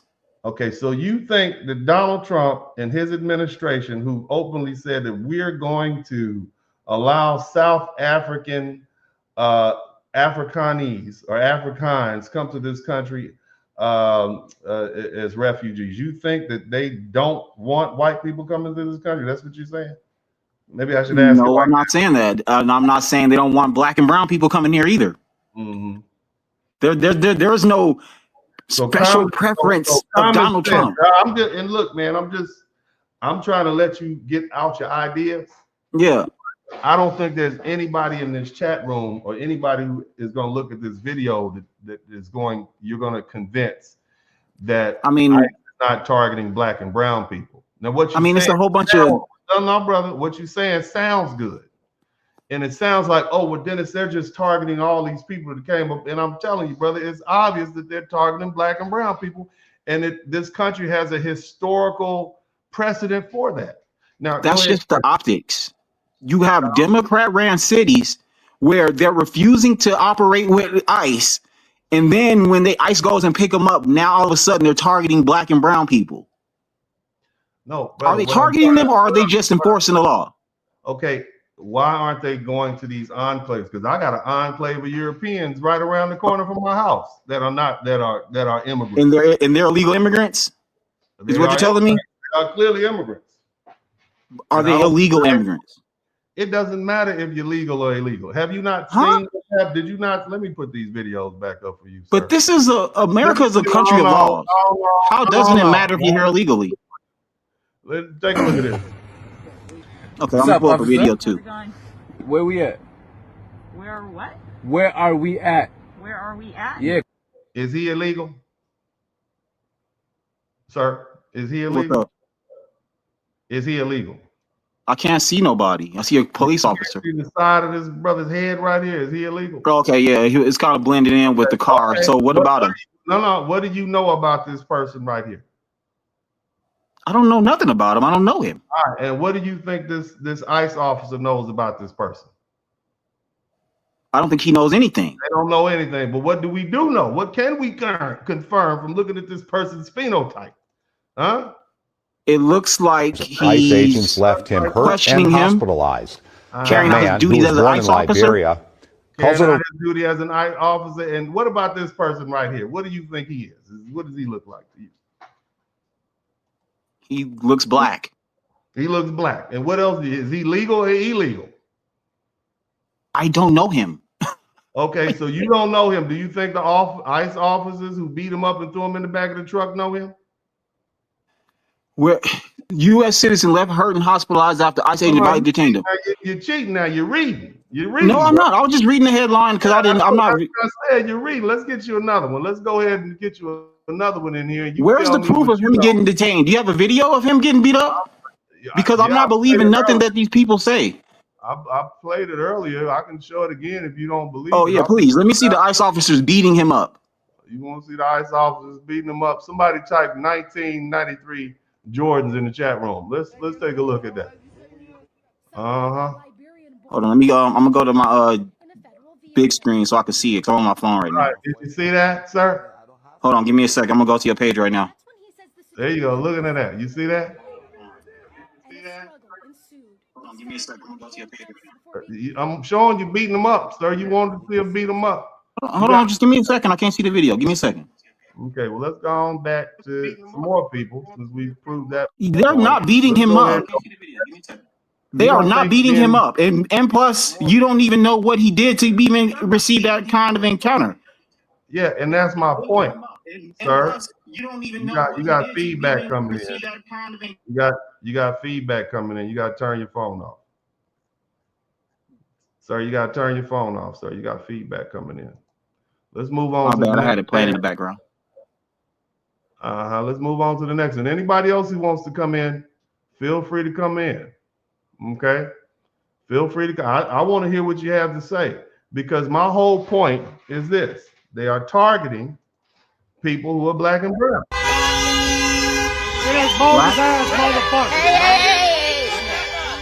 chill the fuck out, bitch. Yeah, chill the fuck out. Now let's ask the You ain't question. gonna do nothing. Shut up. Oh, so approaching the ICE officer, interfering with it. What's happening here? Now, what I want is she illegal or illegal? What's happening here? What's happening here is that is an ICE agent. Is this woman legal or illegal? I don't know. Okay, and the ICE agent doesn't know either. So what does that tell you? What are they basing? What does that tell me? Maybe that tells me that she's not cooperating. Why? Okay, so you said she's resisting. Clearly resisting. Okay, what is she resisting, sir? Maybe she's resisting them finding out that she's an illegal immigrant. Okay, so and here's what I need. I need you to help me understand. Yes, sir. Why did they pull her over in the first place? Maybe they have a retainer out for her and they're looking for people. Maybe let me just ask a question. Is the job of ICE not to go and find illegal immigrants? The job of law enforcement is to have probable cause to detain and arrest someone. That ICE is held to those standards?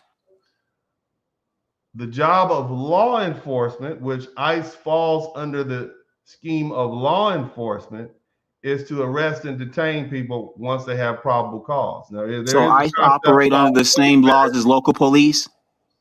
ICE is law enforcement, and they operate as state actors enforcing the law. And the question is, what law did she break? How do you know she didn't commit a traffic infraction? What law did she break? How do you know she didn't do a traffic violation? Sir, what I'm trying, okay, so I'm gonna ask you again. What law did she break? Maybe she's here illegally. Okay, maybe you robbed a bank is not, I have probable cause to believe you robbed a bank, sir. But I know, but that same thing can be said about what you're saying about why she's in this position. You don't know why she's in the position. And the questions that you're asking, and the whole reason that I've had you go through this is to prove the point. You're speculating? No, just like they're speculating. That's their job. They don't have, their job is not to speculate. They don't have probable cause. They don't have reasonable suspicion. All they know is that this is a black body, this is a brown body, and we're going to go ahead and arrest. That's it. I just have a question. How do you know that they don't know who they got? Like, that's how we know. How do you know that they don't know who they got? So I want you to listen to yourself. Yes. Okay. I'm listening. Because you show me videos with no context. One woman that looks like a Somalian. There's tons of illegal Somalians here. Mm-hmm. She probably asked for some identification. She refuses, and police have the right to detain you. All right, so here's the thing, and I want you to tell. I'm gonna just assume you live in a state. I'm gonna just say a state, okay? Let's say you live in I don't know, Ohio. Let's say you live in Ohio, okay? Okay. And you're in, let's say, Dayton, Ohio, and you're walking down the street, and the cops pull you over and say, "Hey, I want to see your ID." What's your response gonna be? For what? You gonna tell the cops for what? Why don't you just give them your ID? I'm asking for what? Okay, why don't you just give them the ID? Turn around, put your hands on the hood of the car, put your hands behind your back, and now you're subject to a Terry stop. I wouldn't just give them the ID because I have a right to ask questions. You would resist arrest, and now you gave me But no. See, here's the problem that a lot of folk don't understand. Police saw until it's them having to deal with it. You see, they're violating people's rights, and the only thing that they know is that you fit a profile. Now, what profile do you think you fit? the profile of an illegal immigrant. Okay. Maybe you talk with a heavy accent. Maybe you're wearing a garbs. Maybe you don't speak our language. So there are clear signs of somebody that's an illegal immigrant. There's a black guy over there speaking African. He doesn't know the language. He can't read the signs. He can't communicate with anybody. He's probably an illegal immigrant. And then for you to go and investigate that and find an illegal immigrant, which is your job as an ICE agent, now that's breaking the law. How did they know all that before they spoke to him? How do you know they didn't know that? Yeah, well, see, you're asking me to prove the negative, sir. How did they know you weren't a bank robber? They just saw you in the wrong neighborhood there in Dayton, Ohio. How did they not know? Is it their job? Is it your job to prove your innocence? Yes.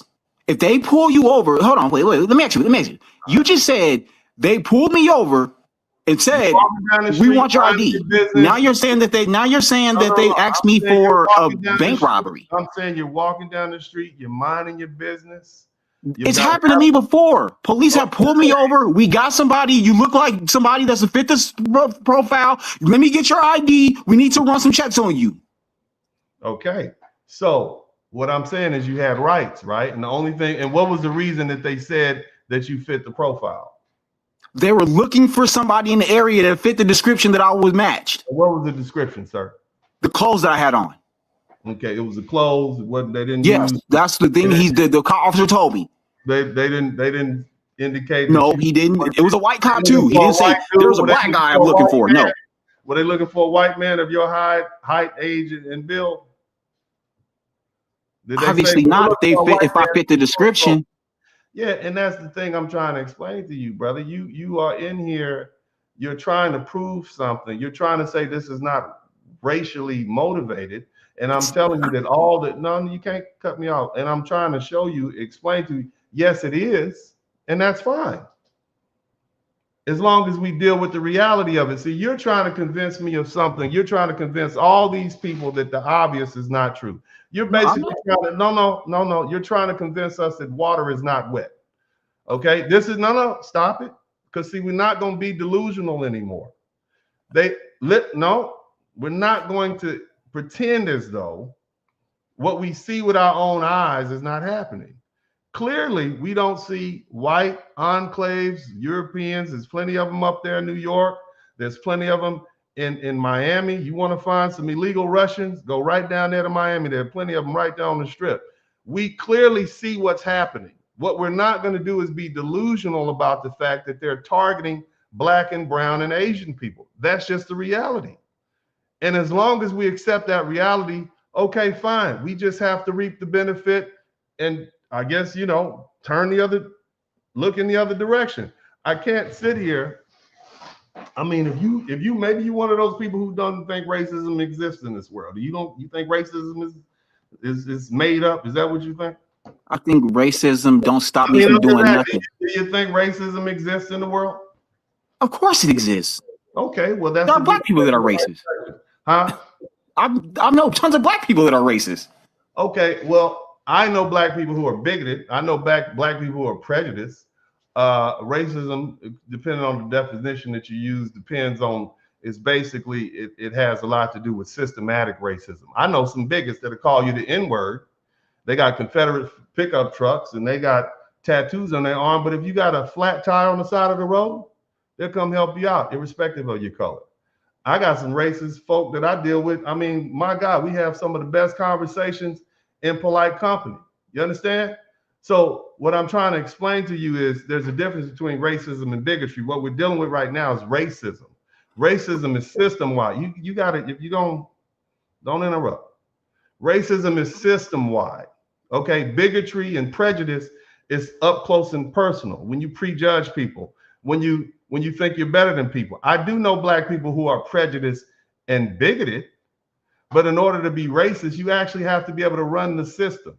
Now, there are some racist people in other countries where they dominate the system. I'm sure if you go to Uganda right now and you see what Idi Amin did to the Indians, he threw them out. If you go to South Africa and you see what the Indians, or what some people say the South Africans are doing to the Afrikaans, Some would call that racism, but that's a black country dominated by black people. That's where racism exists. When we talk about prejudice, when we talk about bigotry, that's something different. Would you disagree with my definitions of racism, bigotry, and prejudice? Or do you agree? No, it's all the same thing. You're trying to separate the two. That's why they have different words for them. Okay. So, for instance, no. Let's go back. So now that we understand that there's a difference between racism, bigotry. I don't agree with that. No, well, you don't have to agree. There's a dictionary. But I'm going to go from the different. I'm going to go from the defined definition of what it is. And I understand that folk may disagree, but that's a general understanding. Clearly, what we see happening is racist. Okay, it just is what it is. It's systematic targeting. It's not the first time we've had to deal with it during Jim Crow. We dealt with it during redlining. It's part of the ethos of this country. It just so happens at this particular time, foundational Black Americans are benefiting, at least in the short term, from the capture, arrest, and deportation of Black and brown and Asian or whoever else illegal immigrants. That's it. Do you disagree with that? Or do you agree? You have yourself on mute. Go ahead. Like you just said prejudice is, you have to be able to run the system.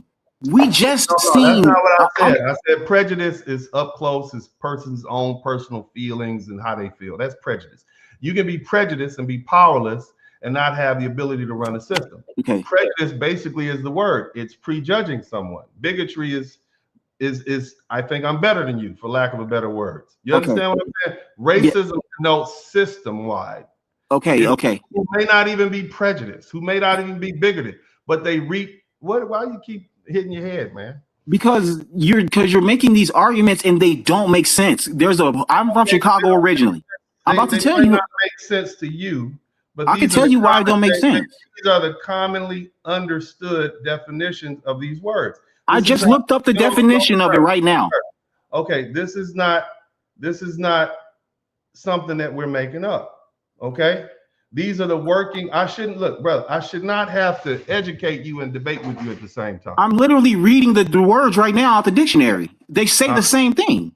Okay, great. So you brought up the fact that Black people can be prejudiced, Black people can be bigoted. I agree with that. Well, there's racism happening in Chicago. I'm from Chicago originally. Brandon Johnson, he wrote policy to discriminate against white people to not hire them. That's racism. It's a Black ran city. And let me explain something. Like I said before, in Black dominated countries like Uganda and South Africa, some of those people who are non-Black would agree that racism exists. But genuinely speaking, here in the United States, we don't hold the level of power. In Chicago, they do, and they are actively discriminating against white people. Generally speaking, we do not hold the levels of power in this country. Would you disagree with that? Disagree. You disagree so you think that Black Americans hold the majority of the levers of power here in the United States? Yes, they just don't handle it well. So you're saying out of the 100 senators, how many of them are Black? Do you know? Not that many, but I'm also from a Black neighborhood where you're actually clown. Black people don't promote you being in politics. Black people don't promote you being the police. Black people don't promote you being the governor. Sir, you're rambling. You said that Black people hold the majority of levels of power in this country, and I disagree with that. You got Black people saying generally speaking, generally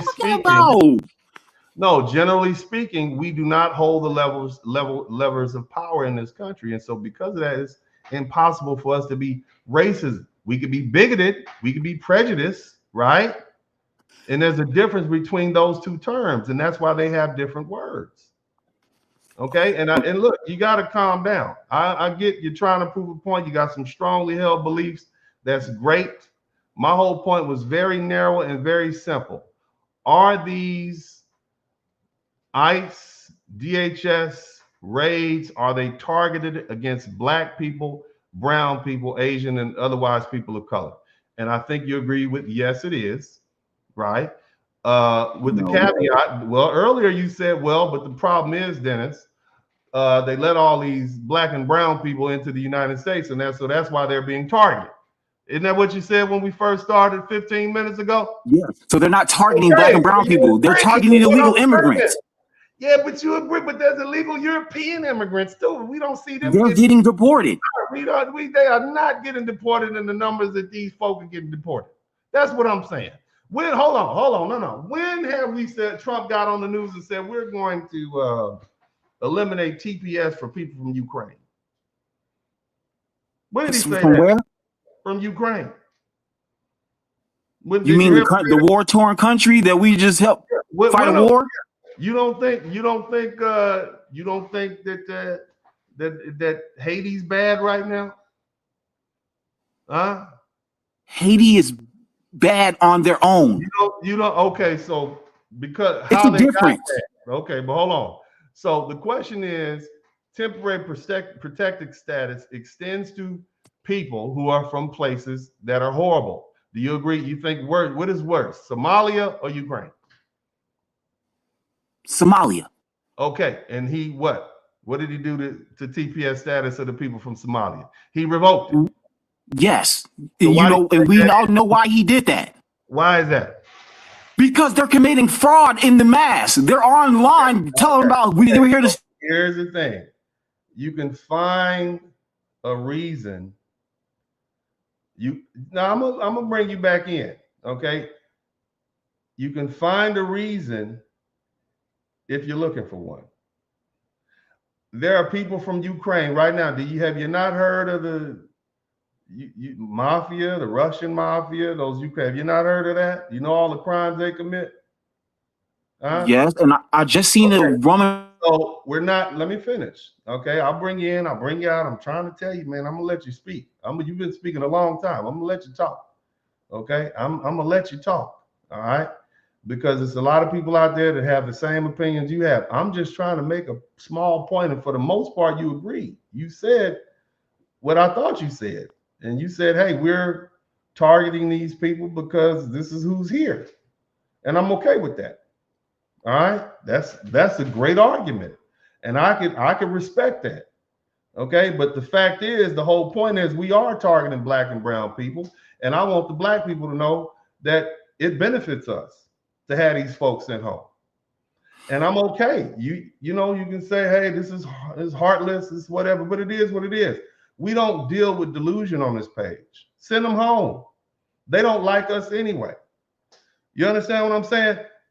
Immigrants from Africa call us Akata, they call us Jareer. The Latinos, they got this anti-black racism thing with, what is it called? Mejor la raza. Mejor la raza. Send them home. You don't like me anyway. You didn't come over here. You didn't help. You go places like Los Angeles, and you got these immigrants targeting black people home, running them out of California. The Asians, we know that they've been quite racist against us. So send their ass home. But what we're not going to do is pretend like we don't see what we do see. They are getting sent home. They are getting targeted. And foundational black Americans have to accept the fact that, yeah, that's some racist shit that's going on right there. And I benefit from it. And I need you all to be comfortable with the fact that we have made a deal with the devil. Now, can we agree with that? No. Do we not want to send their ass home? Hold on. You don't want to, you want them to stay here? Oh, yeah. Get them, pack them up. Pack your bags. Okay, so what do we disagree with? We disagreeing with it not being about racism. It's illegal immigrants. You don't belong here. Look, you telling me the only thing I just told you a whole Playboy. The only thing you sat on here and disagree. I'm gonna let you walk away with the fact that you don't think these. You think if it was a bunch of illegal white immigrants over here, you think Trump would be targeting them too. That's what you're saying. He's actively doing it. You think that where are the videos, sir? Of course, you're not going to find videos on it. My email is Spurling. I'll find the video. Hold on. My email is spurlingdennis@gmail.com. I want all of you all to send me all the videos of the white people being sent home. I want send me the videos of all the white people, sir. What's your name? KG. I'm gonna unmute you, KG. I want you to send me all the videos of all these white people being sent home. That's Yes, your sir. challenge. I want Yes, to see sir. it.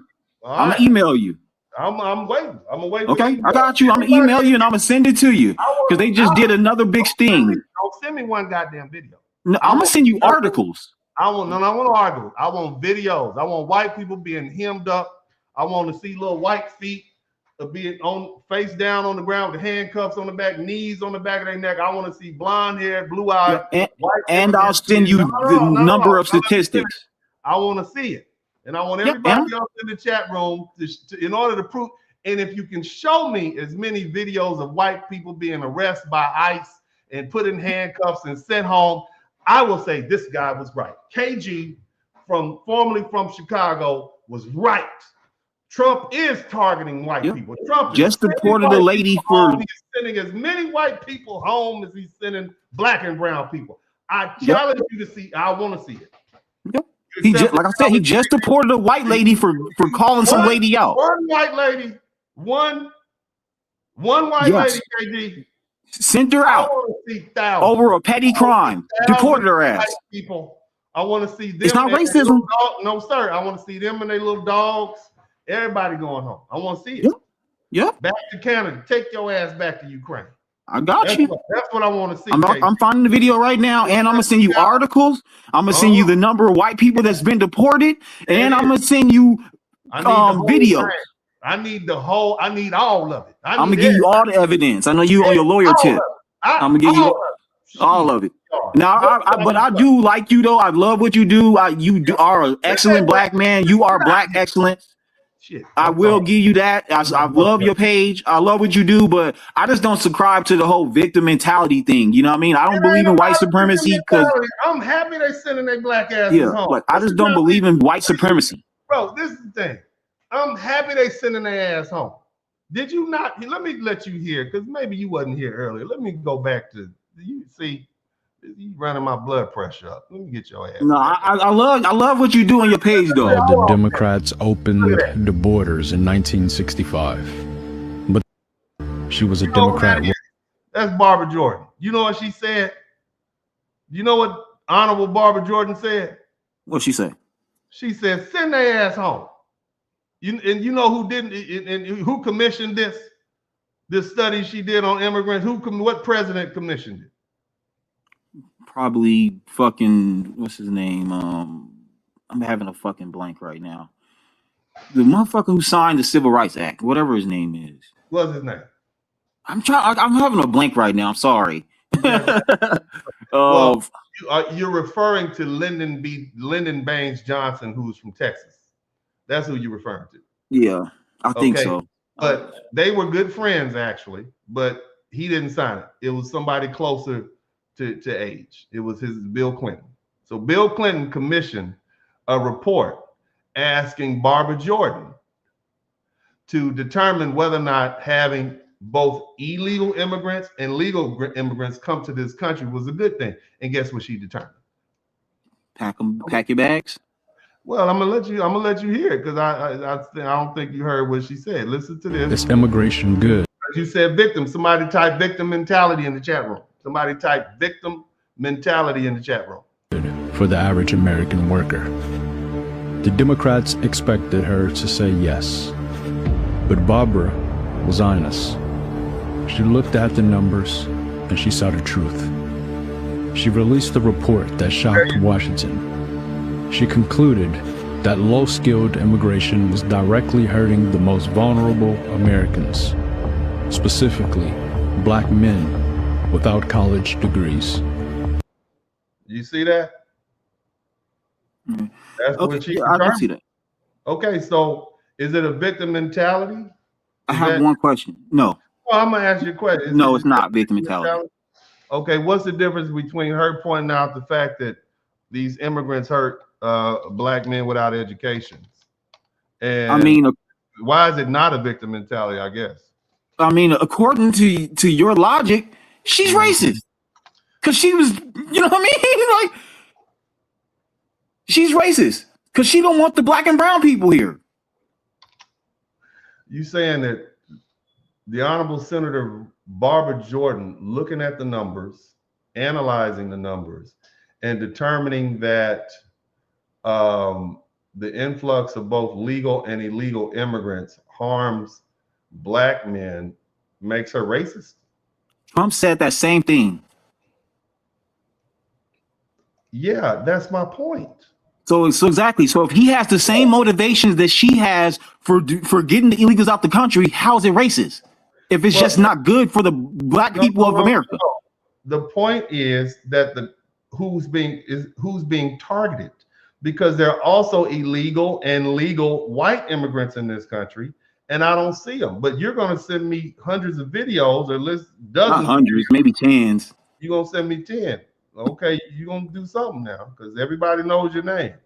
It is racist when you target a certain group, okay, because of their skin color or because of their ethnicity or religion or whatever. It is racist. Now, if the report said that all of these people coming over here hurts black men, uneducated black men without college education, but you only target one group, and the only thing that we can see why this group is being targeted is because of the color of their skin, that's clearly racist in its implementation. We'll just go ahead and get the black and the brown and the whites and all them out of here. We'll let the illegal white people stay. We'll just get them out of here, and we'll that's racism, man. And let me tell you something, you're not gonna be able to show me as many white people getting handcuffed and hemmed up and snatched out of their car. You're not gonna be able to do it because they're not following them around. They're not following ICE around to catch white people. Slow down. And why is ICE not following the white illegal immigrants around? I never said ICE isn't. I said the mainstream media is not going to follow them around and show you them arresting white people. Being made by mainstream. These are TikTok people making these videos. This is social media. These are videos by people in their cell phones.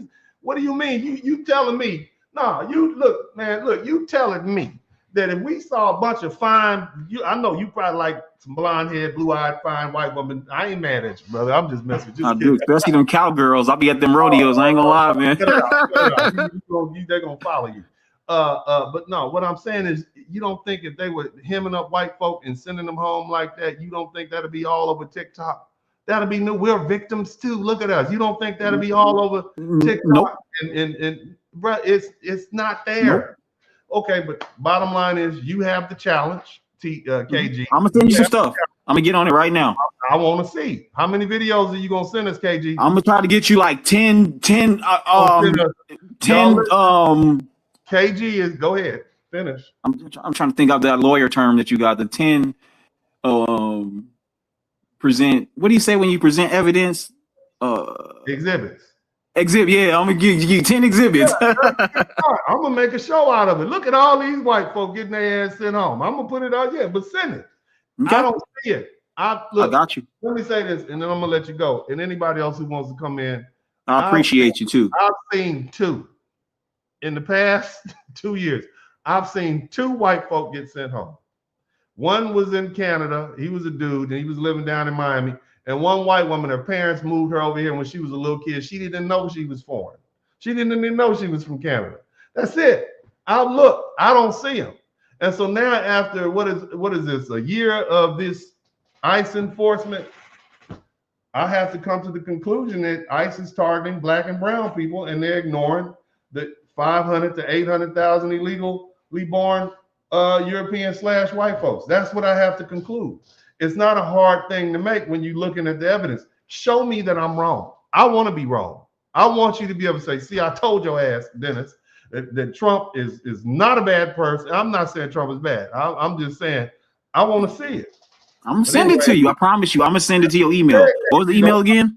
It's right there at the bottom. Don't come back to these YouTube streets without my videos. I promise I won't. All right. I appreciate you, though. Thank you, man, for having me up here. I appreciate it. Look, like I said, I'm a kinder, friendlier YouTuber. I'm going to let you talk. As long as you talking and we getting it out, cool. I think that he's going to have a tough challenge trying to come up with he said 10 videos of white folk being arrested and sent to sent home. I think he's going to have I think that would be something that's all over the news. Lee, what's up, brother? Welcome to the broadcast. Good to have you here. Look, I'm just trying to make a little point. To me, it seemed to me like ICE is targeting black and brown people, and they're ignoring the illegal white people. Now, the other fella said, oh, they just ignoring them because, you know, the problem is with all these, you know, millions of brown people that came up here, and that's why we focus on. That might be true, but I still don't see them targeting. I still see the targeting based on people's color. You don't know anything about these people. All you see is some folk driving down the street in a certain community with a hijab on their head, and you talk. That's what I see. Show me I'm wrong. Okay. Anyway, what you got to say, brother? Point is, you ain't lying, Uncle. I just thought I'd check on my uncle. Yeah. What's up, man? But again, come on. We got to be honest here. The biggest thing that's happening because of these ICE raids is because it's literally a population blowout. There was so much growth at a point that when it's starting to see an overtake, now it's saying, okay, now we got to get some of your butts home because you are reading us. Can we agree? Can we agree that Black Americans benefit from these people being sent home? I'm gonna say yes, because one part we don't talk about that adds to this, and this is a serious thing because we need to talk about all parts of the situation. We've had filed racists. But say again. Let's not. I don't want to get all over the place. That adds to this. And it destroys a lot of our communities, resources that could go to us or others that really need. Do I even need to reiterate when we had the whole illegal thing where, oh, you got a card filled with so much money, you got free cell phones, free food, free hotel. Excuse me. I want homelessness at a time. Let's understand something also. Maybe, you know, the Democrats, and look, I always tell people vote your interest. It just so happened that I vote my interest, and that aligned me with the Republican Party for the past couple of years. And it's not that I vote a Republican straight down. I vote my interest, period. I just vote my interest. Okay. A lot of black people voted their interest and they voted Republican. A lot of black people voted their interest and they voted Democrat. Cool. I'm not on either part of those. I'm just on the part when I recognize this. Yeah, but we're the American citizens. We're the American populace, and we've been getting shafted 24/7. Look, I already know. Look, I'm black. We tend to be at the bottom rung. But the other part is we're American. And when you're seeing how a lot of Americans are getting thrown to the side, and then all this other stuff coming up here, there, it creates a lot of tension, hostility, and a level of really. Yeah. Well, look, we got some people. His name is anybody like we have this dude. His name is Converse 04D. Come on in. You're welcome to come to the broadcast. I invite you to come in. I'm gonna let you speak, even if you disagree. He said basically black people are broke. We've been given millions of dollars and we have nothing to show for it. Come on in. I'd love to hear what you have to say. Don't be shy. Come on in. Just make sure you're ready to cam up. But go ahead, brother. Please finish what you were saying. There's not much else. Though you are, Lord, I want to ask some questions because I am a little concerned with the housing situations going on. Yeah. And I'm not trying to go into my personal stuff, but I'm just trying to also handle what I can because the point is I'm not trying to go homeless again. Let's just be honest here. Well, I'm happy you're doing better, and I appreciate your time here in the broadcast. Thank you so much. Again, I think my whole point in this broadcast is we cannot continue. See, people always see themselves as a hero in their own story. And the thing that I want Black Americans to accept is that right now, it's a lot of racist stuff going on. It's a lot of racist targeting going on. And just because we benefit from the racist targeting, that does not give us the right, or should I say, we can't be intellectually disingenuous and pretend like what we see happening is not happening. Clearly, this is racist targeting. See, you just said one of the most important things and this is something that gets on my nerves. There are many topics that go to it, but to cover just the main thing of what you just said, when you choose not to notice what's going on and be blind to it, you can't be shocked when you become a victim of it. Yeah, that's exactly it's not being negative. It's just calling out the stuff. Look, I care about my people. I want us to succeed. But one thing there's a difference between positivity and negativity. But what I like to put it is there's toxic positivity, and then there could also be positive protection for yourself. Because the difference is this: you have a heart, but last time I checked, who's going to be taking care of you at the end of the day? It's one part of God. There's another person there too. The person in the mirror. Yeah. See, part of I want to be like my uncle. Look, I want to be like my Uncle D. Man, you're one of my inspirations, sir, and I want to do my best to actually achieve my goals and be able to take care of myself on a level where, if God bless me with a family, I'm able to give something to them that I never had growing up. Man, that's a beautiful aspiration, man. But I always say to everybody, all faith, all praise to the Most High. I'm just a humble praises to the Most High King. Man, I come here every night to try to talk to people from a place of love. And what I don't want is people to be hypocrites, because see, when we were being targeted racially, doing redlining and Jim Crow, you know, how dare somebody come along and say, oh, it's not the fact that, you know, it's racism. It's just you don't qualify. You see what I mean? And that's just disingenuous. Part of being politically mature, if you will, or astute, is just accepting the facts for what it is. Yeah.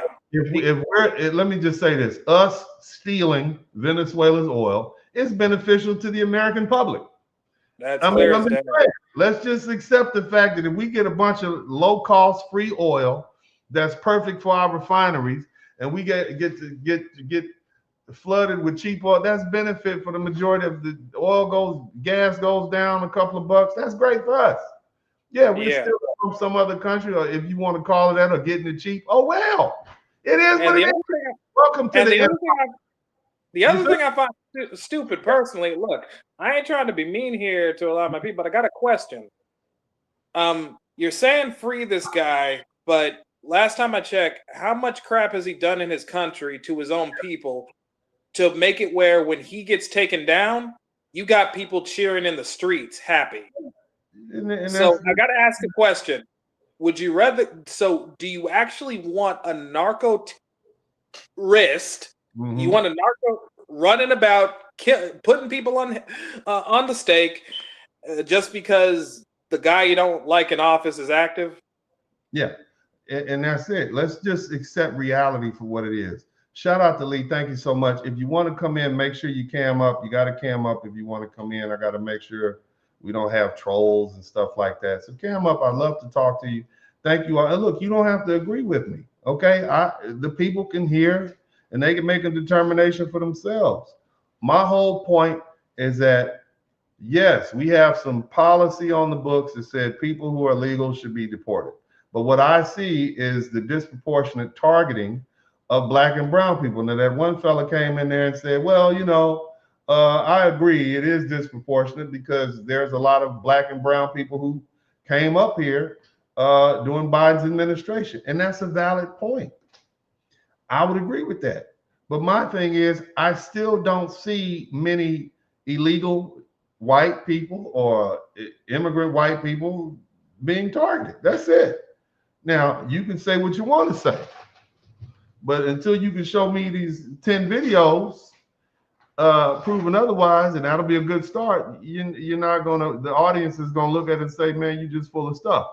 So that's it. But we got somebody, a couple more people in the chat room. You guys got to cam up. If you want to come in, you got to cam up. We don't do a black screen. Come on in. Where all these people that call me Spurling the fake lawyer? Where y'all come from? Hit the #1 button, and you guys type Hall of Fame lawyer in the chat room. And if we don't get folks in here and we don't cam up, I'm gonna go ahead and wrap this thing up and ease on up out of here. It was a very simple point. Prove me wrong. All you got to do is show me the videos. You'll prove me wrong. You're not going to win this conversation with debate. You got to prove me wrong. I want to be proved wrong. Prove me wrong. But in the meantime, until we get some more folks in here, I'm going to go ahead and give a shout out to everybody who contributed to the super chat, the Cash App, and the PayPal. You have got to. You don't owe me anything. You don't need to pay me anything. Like I always tell everybody, if you learn something, I should earn something. That's it. If you learn something, I should earn something. Okay. Now, originally, I had this thing at like, this is going to be a 4-hour thing, but I had to break it up. So there's some other parts of this broadcast that we'll continue forward. But shout out to Red Sigma. Thank you so much. FDA, we all got. RJ, RQ, 3YH. Thank you for the super sticker. My man, Fresh. Okay, so we got another. I'm going to break this up. Welcome, Mr. Black. I'm an attorney. How are you doing today, sir? Doing well, doing well. All right, all right. What would you like to add to the conversation? Or here to tell me I'm wrong? That's what I want. I'm wrong. No. Big ass is wrong, Dennis. Go ahead and tell me that. Go ahead, get off your chest. I don't think that you're necessarily wrong, but like the last caller before, I just want to point out that ICE is targeting white immigrants as well. We're just not seeing it at the same level that we're seeing with Black and brown people. So I don't necessarily believe that you're wrong. I think that you're right. Black and brown people are being targeted, but it's part of the enforcement action, unfortunately, for the Black and brown people that are going to get caught up in it. So let's go back to what you're saying.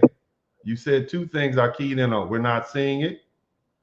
And oh my God, it's not, I missed your word. Basically, and I'm gonna summarize what you said. We're not seeing it, and it's not as frequent. Is that fair to say? It's not as frequent, right? But that's because most white Europeans enter the United States with visas. Okay. So they're not entering the traditional legal route, which would be through the southern border. They coming over in airplanes. Right. And then typically when they overstay their visas, they marry someone. Okay. They marry someone so that they can receive legal status. And for white people, that's easier for them to do. Okay, so here's the thing. Here's my point. So we know that they're illegal, right? Yeah, they do. And if they're married and we know where they are, why aren't we targeting them also? Why aren't we seeing them snatched out of their cars? Look, I'm just saying, man. We're not seeing them snatched out of the cars, but in some of these interviews, they are being apprehended by ICE in some of their like marriage-based application interviews. So that is happening to white people too. So I just want to see the videos. I want to prove me wrong. And that's what I'm saying. You're not gonna see a lot of videos because, like you said, they are targeting Black and brown people because that's primarily who they know. So let's go back.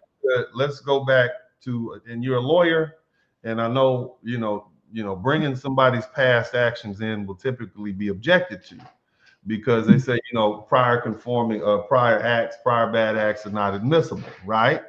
However, I can use it to prove a pattern. And so when I look at targeting of Black and brown people, I have to look at the Native Americans, the indigenous being removed from their land. When I look at the targeting of Black and brown people, I have to look at the Japanese internment camps. I have to look at the Chinese labor camps. I have to look at the Black towns when we attained a certain degree of wealth after slavery was over. Hell, I got to look at the fact that the Italians were targeted down in New Orleans. They ran them out of New Orleans. And at that time, Italians were not considered Black, but the largest group of people lynched at one time in Louisiana were a bunch of newly immigrated Italians. You understand what I'm saying? I have to look at how the Irish were targeted when they first got here. Did you know that the Ku Klux Klan literally had a war with the Irish? I mean, they were public enemy number one. This is what they were. And so when I say that, I say all this to say, and along with the history of Black people, this country has a reputation and a track history of targeting, we'll just say racially, people who are unwanted racially. And so when I fast forward and I look at that track record, it's going to be very difficult to convince me that our government is not doing the same thing it's been doing, and that is targeting Black and brown and illegal immigrants. And the reason that I don't see a bunch of white folk, and even though you're saying it's happening, brother, we just ain't seeing it. The reason that you say we don't see it happen is because it's happening in the cover of buildings and sterile buildings. But I think we would see that too. I think that there are people who are in those hallways that have video cameras like we've seen before that would film that and put it up on the internet. And I don't see, and not even in though those situations, not in those rooms, because you know, like they're trying to get legal status too, so they ain't trying to rock the boat. They ain't trying. They in those rooms and they trying to be quiet. Yeah, I want to believe with all my heart, but I know my country too well. You see what I mean? Nah, you're correct. You're correct. So go ahead. Go ahead. What would your response be to that to convince me that you're still wrong, Dennis? You're still wrong. Go ahead. And I can't convince you that you're wrong because you're not wrong. They are targeting people based on their race, and they're targeting people based on, like the last caller said, the languages that they speak. They're doing all of those things. Yeah. I'm gonna ask you a more complicated question. You are clearly a black man. Okay. You are clearly a black man, and you live in America, and you probably understand how racism works. And I'm not saying you personally experienced, but you probably know somebody. Nah, I'm from the South, so yeah, I've seen it. So, as a black man, can we agree, according to what the Honorable Barbara Jordan said in the study commissioned by Bill Clinton? We agree that black people, black men specifically, are the first people who suffer from illegal immigrants and legal immigrants when they come to this country? Would you disagree with that study commissioned by President Clinton and the brilliant Barbara Jordan came to conclude? Would you disagree with what they concluded? I agree, but I agree in the sense that illegal immigration can hurt all poor communities. I don't think it's just limited to black people. I think it's across the board. Hispanic American communities are also they're the most impacted by illegal immigration in the United States, honestly.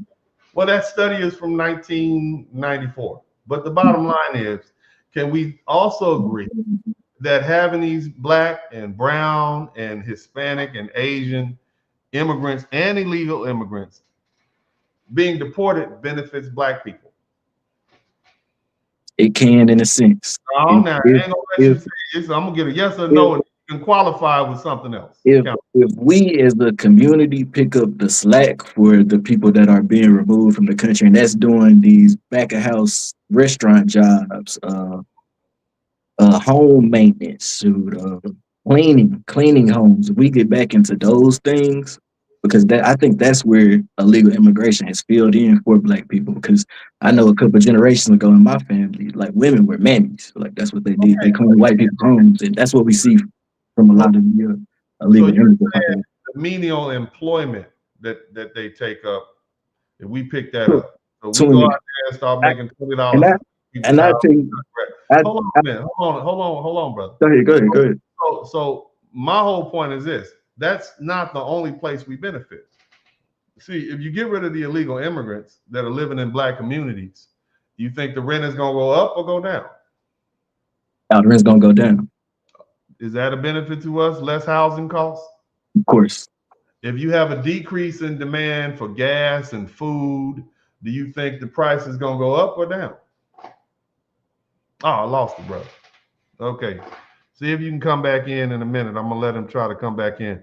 My whole point that I was making with the brother is that you have less competition for resources.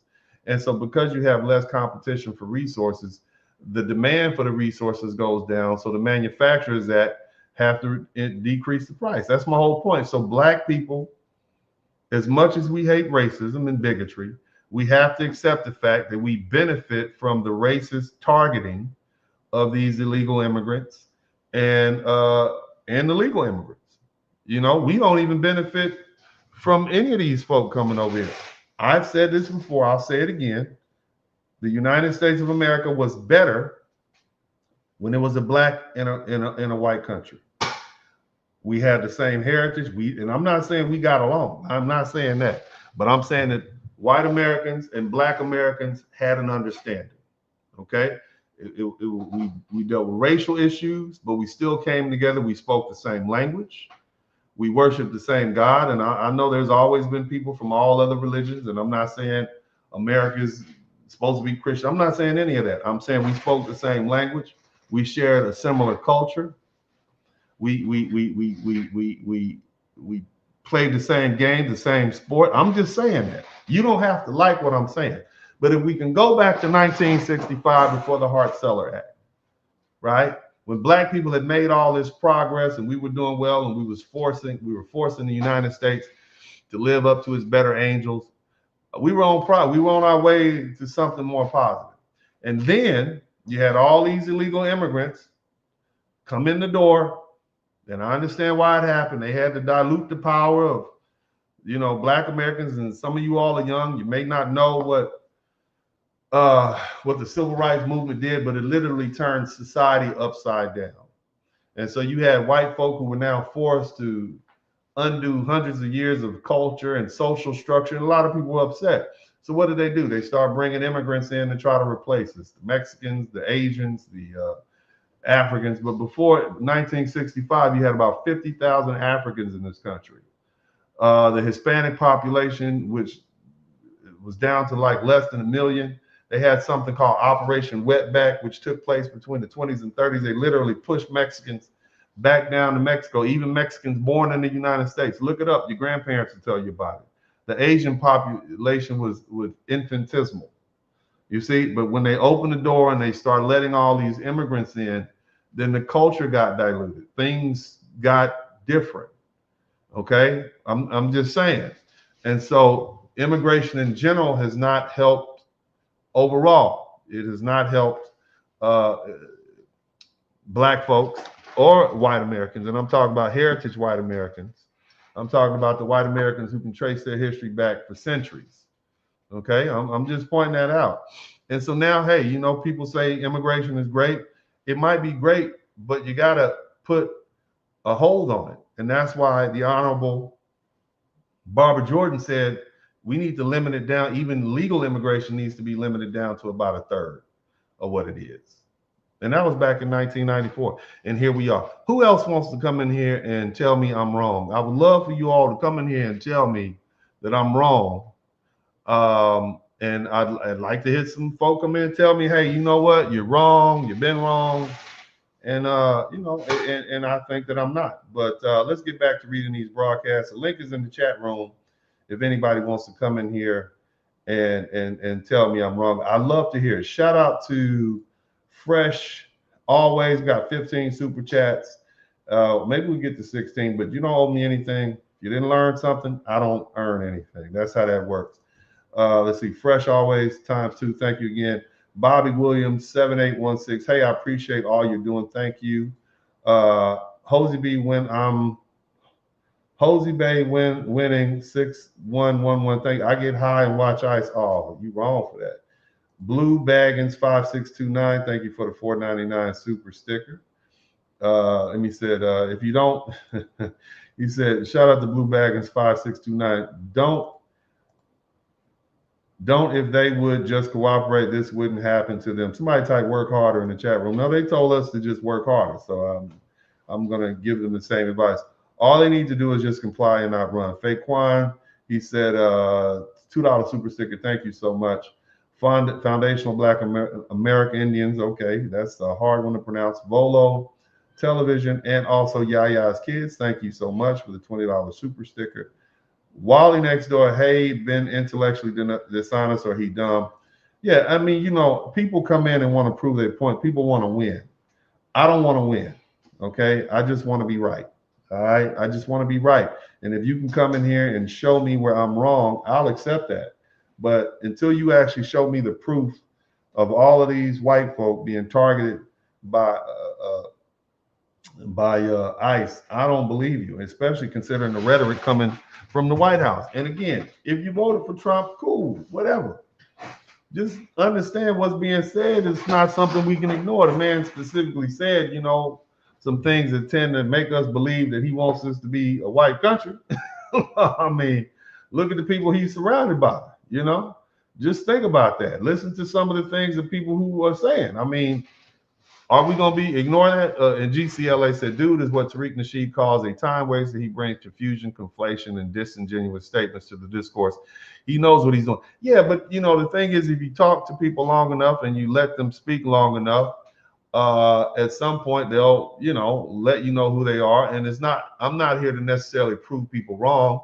I'm here to find out what we disagree with and what we agree with. And if you're a rational, logical person, there are going to be some things that are just irrefutable. And that's why I spend a lot of time just showing people videos. You judge for yourself. You make your own decision. You're the jury. All right. Shout out to Volo Television. Segregation was specifically targeted at FBA. That is true. But remember, people of color, I want you to understand something. There were signs up that said no Irish, no dogs, no Mexicans, along with no Negro. Okay. So the Irish suffered discrimination too. The Italians suffered discrimination. It wasn't until they were able to become white. Okay. That's when Italians got here, they'll tell you even the Italians didn't like Italians. Italians used to talk crazy to other Italians. The paisans or paisa, whatever they call them, the paisans, they would talk horrible to them. They treat them horrible. Shout out to Obadiah and shout out to Lucifer Ratzing. Thank you so much for the cash. Let me put my cash app back up there. I've been putting the email up there. And we're gonna get back to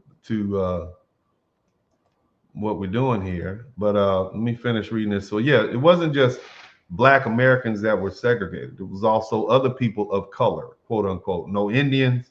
I mean, we got a whole racial history here in the United States that people want to bury. But the thing is carved into the ethos.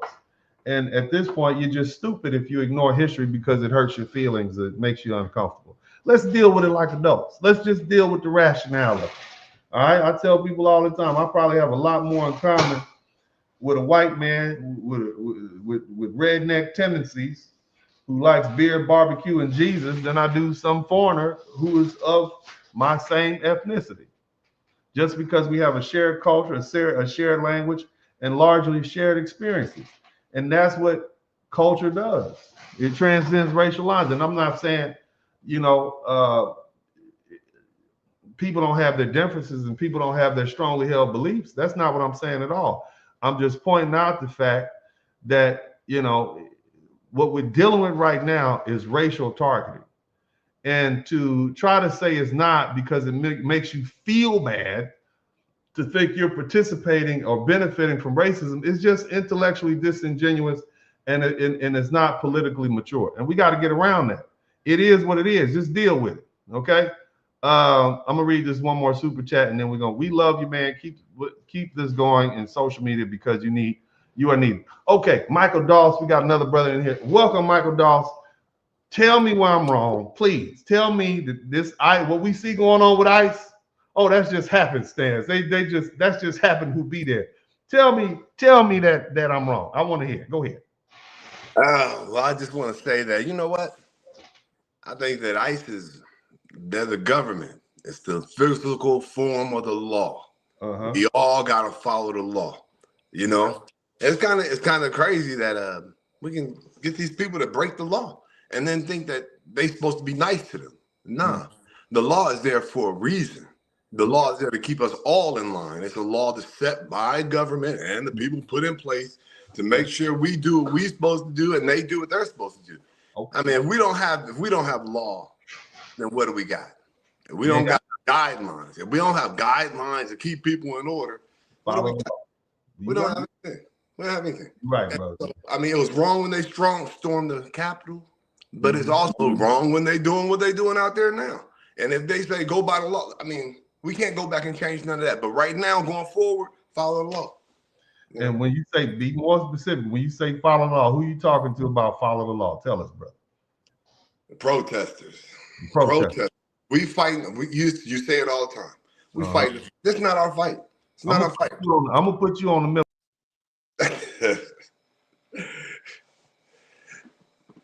Hello.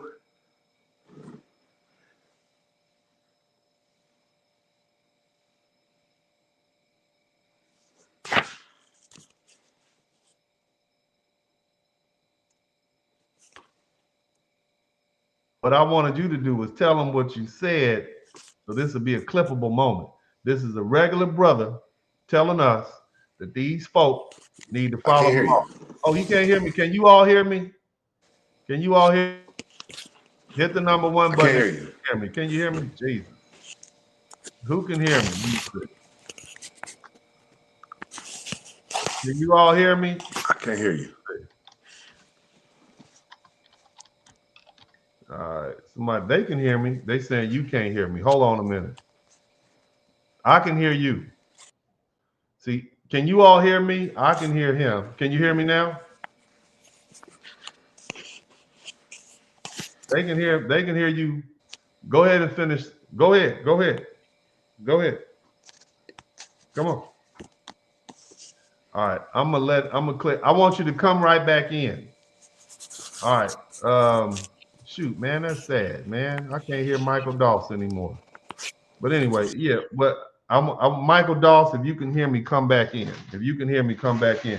But basically what the brother was saying, and I'm assuming he's saying follow the law. In other words, you know, it is what it is. And that's kind of the same thing I'm saying. Part of being an adult is just accepting the fact that, you know, you're not always going to be the hero of your story. Okay. And that was the whole point of this. What we're trying to do as foundational Black Americans and it's something that we've demonstrated. We've become a lot more politically mature. The reason that you had 21% of Black men vote for Donald Trump because they recognize that, you know, his policies benefit us, or at least the Democrat policies don't benefit us. Okay. The reason that you had 7% of Black women vote for Donald Trump is we realize that they realize the policies benefit them. The reason you had so many Black people sit on the couch and not vote at all is because they realized neither the Republican policies nor the Democrat policies was worth them leaving their house and going out to vote. And that in itself is an expression of their political views. And I'm okay with that. Now, if anybody else wants to come in, you're welcome to come in, hit the #1 button. In the meantime, look, man, what's up with all the folk? Y'all hiding and y'all got these horrible things to say. I got you. Come on in. Come on in and talk to me. Let's come voice your opinions.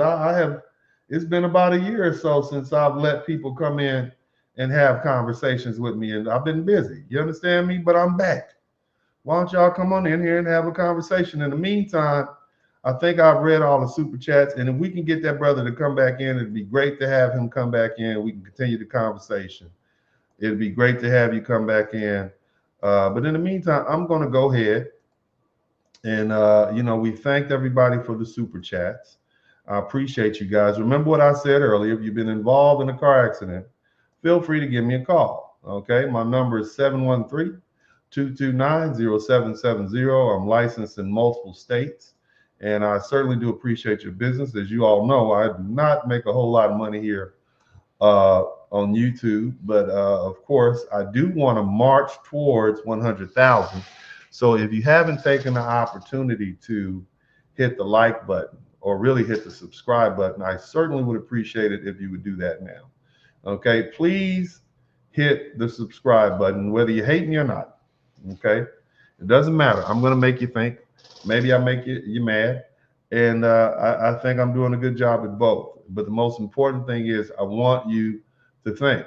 Okay, again, hit the subscribe button. I'm trying to get to somebody says subscribe haters. I'm just trying to get to 100,000. I think I deserve 100,000. Make sure you sub, and also understand that YouTube systematically unsubscribes people. So please make sure you double check and make sure you're subscribed to the channel. I certainly would appreciate that also. Well, let's do this. Like I said, I had the link in the chat room. We got one more person that's supposed to be coming back. I'd love to have y'all come in and chat it up. I'd like to get some new people in here who haven't been in tonight. It'd be great to have some new people in here who haven't come in tonight if we are going to continue this forward. But in the meantime, let's do this. Let me see if I can get my main microphone back working. Y'all let me know if you can hear me clearly. Let's see if we can get this microphone. Hit the #1 button if you can hear me clearly. Let me know. Let me know if you can hear me clearly on my main microphone. If you can, let me know, because I want to kind of deliver this closing and ease on out of here. If you can hear it clearly, hit the #1 button. Let me know. And we'll go ahead and get done with what we need to get done with tonight. Now, again, as I said earlier, my whole point of this broadcast was to put forth what I see happening, and that is that it's black and brown people being targeted, you know, and it is what it is. And I laid that foundation, and there's a lot of people, most people agree that, yeah, that's true, you know, and I'm glad we could get that. Now, here's the thing. Somebody says buzzing a little bit. Is it still buzzing? Is it still buzzing? Are we still buzzing a little bit? Somebody let me know. If it's buzzing, type buzzing in the chat room. If it's buzzing, let me know it's buzzing in the chat room. Slight buzz is working. I don't want to mess up the sound because we're going to hit this and get out of here. Oh, they keep saying zzz. It's buzzing. Somebody says the chat room is buzzing. All right, they're good. All right, so look, man, let's end this where it belongs. You know, too many people still clinging to the fantasy. And I'm talking to white folks, and I want you white folks to come to the front of the room. This is not an ethno-state, okay? And it never will be.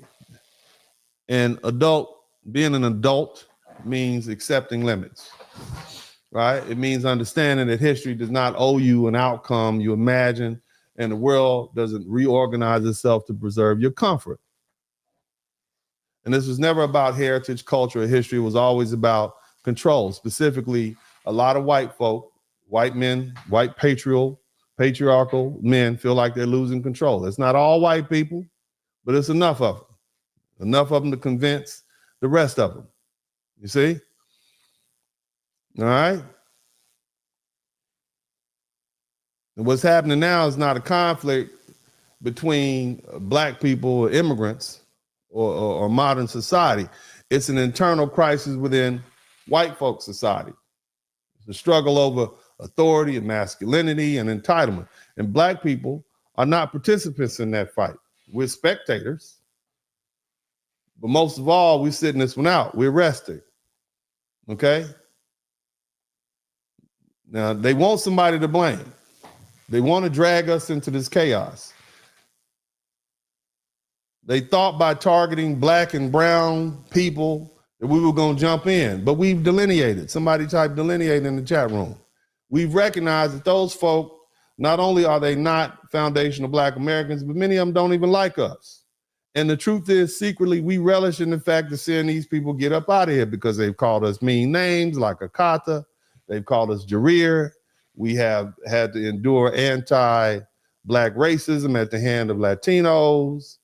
And, you know, we're happy to see them go. All right? Most black people won't admit that.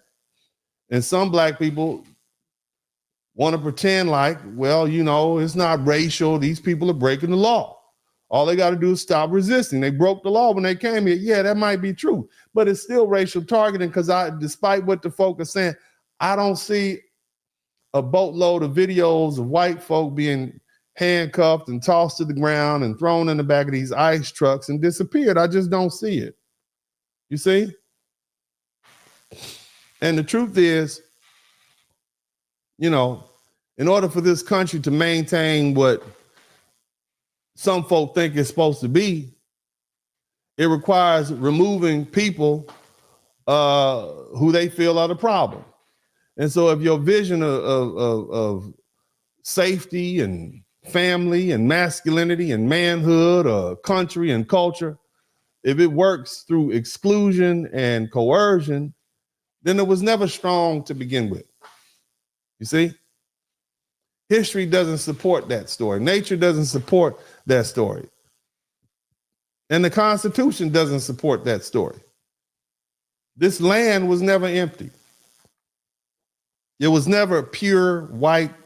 It was never singular of one ethnicity and one race. It was built through conquest and contradiction and exploitation and conflict. You don't get to rewrite 500 years of history because reality no longer flatters you. You understand? And it's not about rage. It's not about nostalgia. It's not about all this online mythology. It's all of that is just taking us in reverse. You can't legislate desire. You can't force loyalty. You can't cage the future. But the main thing is, black folk, you need to understand, we're not anybody's enemy, and we're not going to be anybody's scapegoat. We're not coming to save folk from the reckoning they refuse to face. And this is between folks that we have no power and control over. I've made it a point earlier to show that we cannot be racist. We can be bigoted. Yes, black Americans can be bigoted. We can be bigoted. We can be prejudiced. But until we control the reins of power in this country, we can't exact that authority on anybody in any collective form. You might be able to call somebody a racial epithet, but you are not somebody who can control where they live, where they go to school, what their wages will be. You can't control laws that disproportionately affect them. So by definition, you just can't be a racist. Now, maybe there are some countries where people can be a racist, like some of those African countries where black people dominate. Maybe you can do that, but you can't be a racist here. Not in a country where you're a tiny minority. You see? So again, I want to revisit something that I talked about earlier, because at this point, it isn't debatable. And that, again, is the targeting of black and brown immigrants, while European undocumented immigrants or illegal aliens are largely being ignored. And it's not subtle. It's not accidental, and it's not bureaucratic. It's overt. It's intentional. It's racism. And black people, foundational black Americans especially, recognize it immediately. Y'all can't tell me you don't recognize that. Our whole culture is designed to sniff out racism when nobody else does. We can tell who's racist by how they operate. Clenching their purses, locking doors when we walk by. We know it. We don't need explanations. It comes from a culture that had to develop a sixth sense for racism just to survive. So we don't need studies. We can smell it. We can see it in the eyes and the posture and the movement and the habits. People pretend don't mean anything. Locking doors, crossing streets, changing their tone. See, other people explain those things away. We never could afford to do that. It was a matter of life and death. We live inside it or our entire lives. And black people taught the rest of the world how to recognize racism. And we developed a culture which is successful, which has protected us from the onslaught of racist systems, bigotry, and prejudice. Everybody else learned to name it by watching us endure it. So when ICE openly targets black, brown, and Asian immigrants, while white illegal immigrants remain untouched largely, we don't need convincing. We know exactly what it is. And yes, let's be honest. We are saying, we told you so. All the black folk in the chat room type, we told you so. We warn people. We explain how this country really works. We explain that the proximity to whiteness is not protection. And now the same folks who wanted to be white adjacent, who thought siding with white folk would save them, are facing the consequences of their belief. And yes, we're gonna rub it in for a little while. We told you so. We're gonna rub it in. Type work harder in the chat room. That's what you told us. Work harder. Stop being a victim. Just comply. All you people running from ICE, just comply. Stop running. Okay, they wouldn't have to ram into your cars if you would just comply, right? Isn't that the type of advice you give us? You wouldn't get beat up if you would just comply. Okay? So we're going to rub it in. I don't think it's nice to do that. I think it's pretty harsh. That's pretty bad, right? But bottom line is, it is what it is. And I can't control everybody. All I can do is point it out. Okay, but here's where black people have to pause and think. Shout out to Volo Television. Because even as we watch this unfold, we also have to admit something uncomfortable. And I talk about this a lot, and I'm going to say it again. And that is that we're benefiting from the deportation of these illegal immigrants.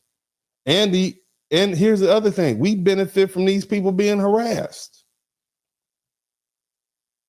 Anytime ICE comes to your town, the traffic is lighter on the highways because people are not staying in town. Over 2 million illegal immigrants self-deported. 2 million self-deported. So yeah, Trump and ICE are raising hell, and these people are going home. So we don't even have to see them anymore.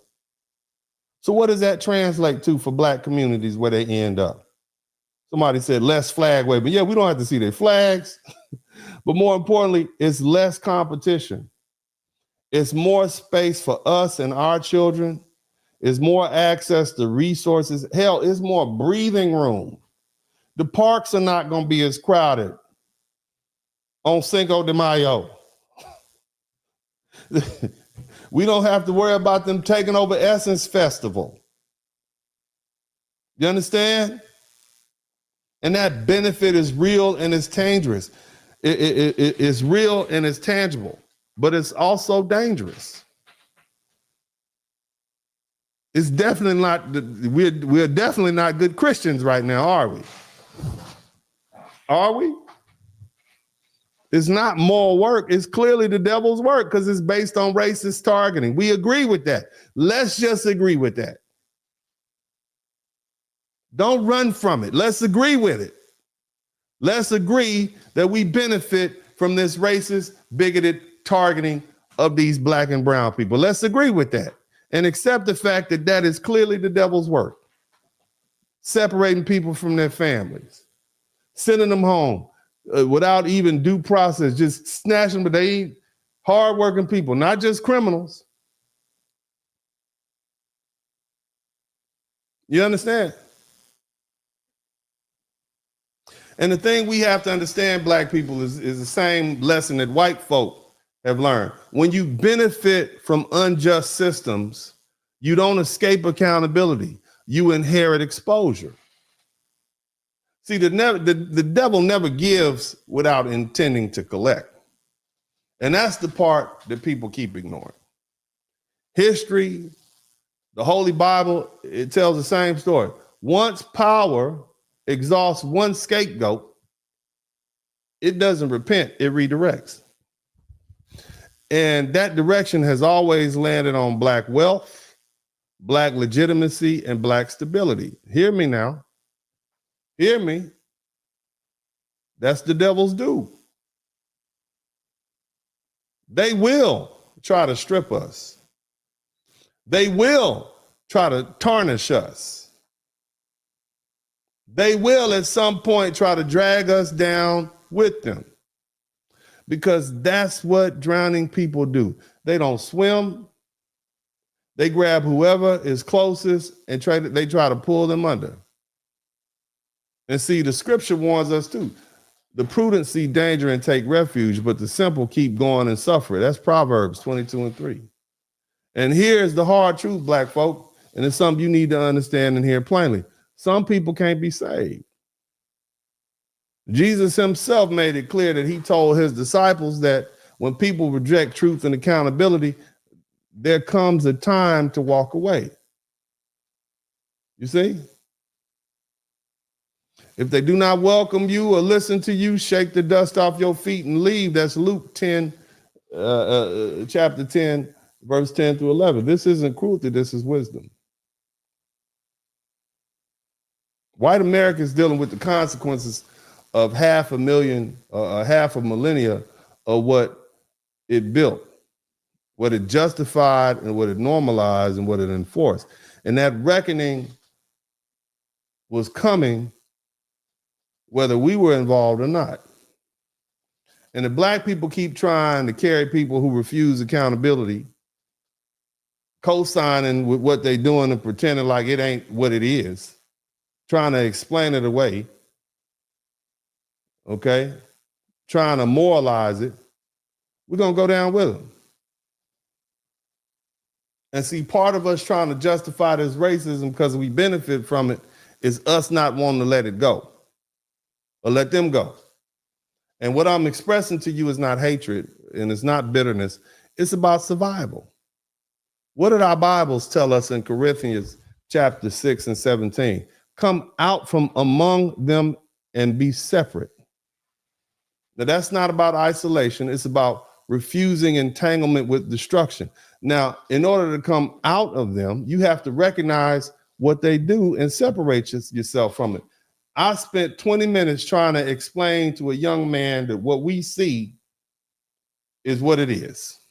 What we know from history, that this country has always targeted Black, indigenous people, and brown people and Asian people.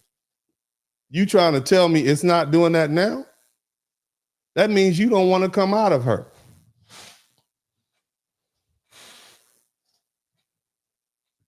Look, foundational Black Americans have survived long enough to know one thing for certain.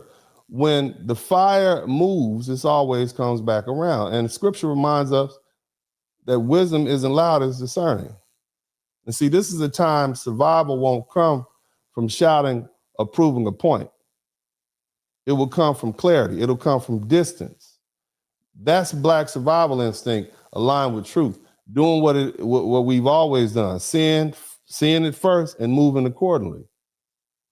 And see, that's why we're resting right now. Tell the truth. See, the truth is we're resting right now because it's not like we had a meeting. Did we have a meeting? No.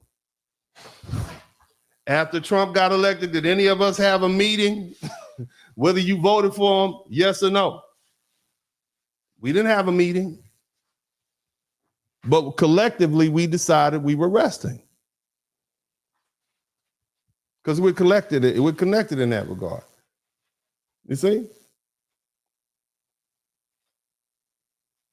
For centuries, Black people have been forced into a moral ballast and an economic engine and a cultural stabilizer and a political pressure valve. We've absorbed damage. We've carried the contradictions. We've held the country together while being blamed for its failures.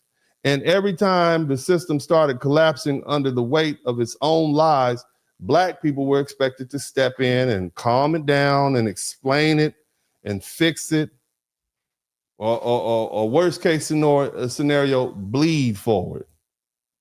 And that era is over.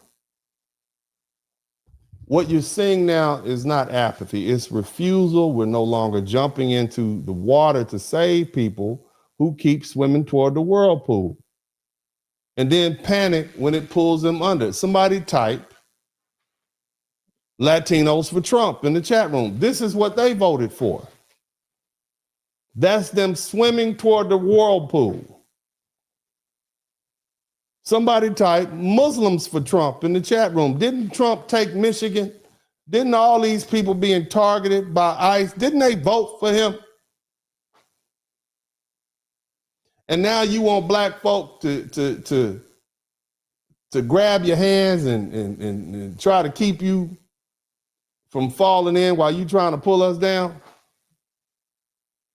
We're not going to exhaust ourselves trying to rescue people who refuse to change that course. You can go ahead and go with them people. Again, white America is facing the consequences of 500 years of what it built. And that reckoning belongs to them. And they're going to have to figure out how to save themselves because we're not going to drown with them for other people's sake.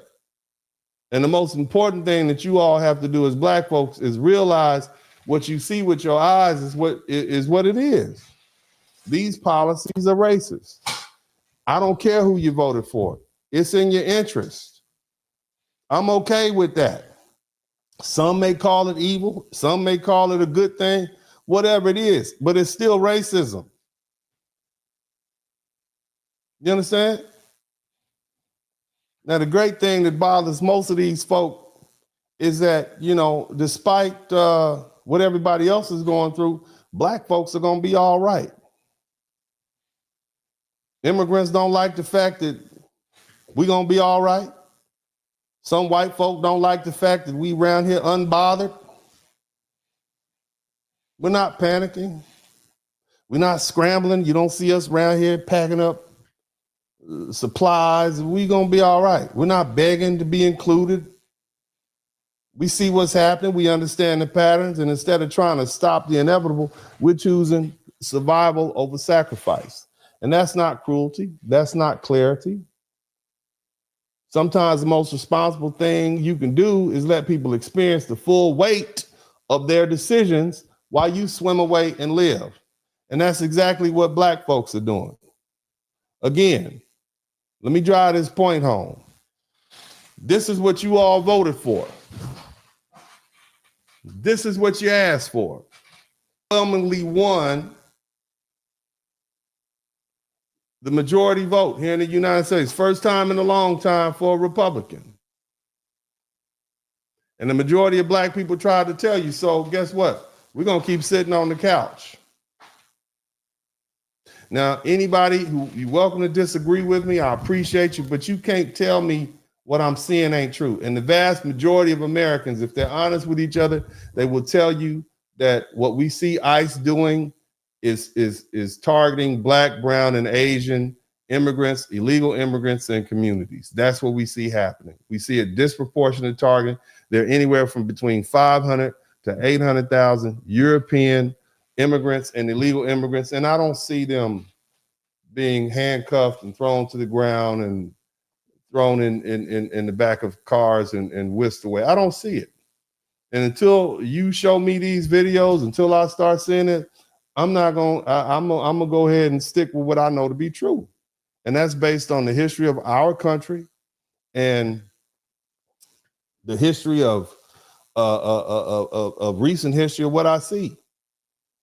But between ICE and the interactions and police force, it is what it is. And Black folks, you have to reconcile the fact that you benefit from these racist policies. That's all I'm asking you to do. Thank you, everybody, for your time, and I appreciate everybody. Thank you so much. It was great having those people come in. I appreciate the trolls. Thank you, trolls. It makes the conversation interesting. I enjoy the pushback. I'd love for you to come in and prove me wrong. I'm never one of these people to tell you I'm right all the time. That's a level of arrogance that I hope to never reach. I want to be proved wrong. I want to learn. Okay? Nevertheless, thank you all. I appreciate everybody. Type Hall of Fame lawyer in the chat room. But remember, if you've been involved in a car accident, give me a call at 713-229-0770. Shout out to all the Americans. I appreciate everybody. White, Black, Hispanic, Asian. I come from a place of love. I want to see everybody succeed. I want to see America really be first, and I understand we're pushing some people around, and I get it. And it's hard for a lot of people to look, but it's hard. We're going to take Greenland. Okay. Damn, is it going to be good for us? Yeah, well, then let's take it then. I'm sorry. I hate to be like that, but it was good for America. I'm over here. This is my side. Okay. And I'm for America, safety, security, and wealth and prosperity because I live here and I'm not going anywhere. Most of you, if you're smart, you'll be 100% for America too, because we got to live here. I promise you, those people don't care about us over there. And you might call Donald Trump a fool, and maybe he is, but whatever he's doing seems to be working to me. Maybe I'm wrong, but it seems like it's working. All right. But anyway, God bless you all. I love y'all. This is Uncle D. I'm out.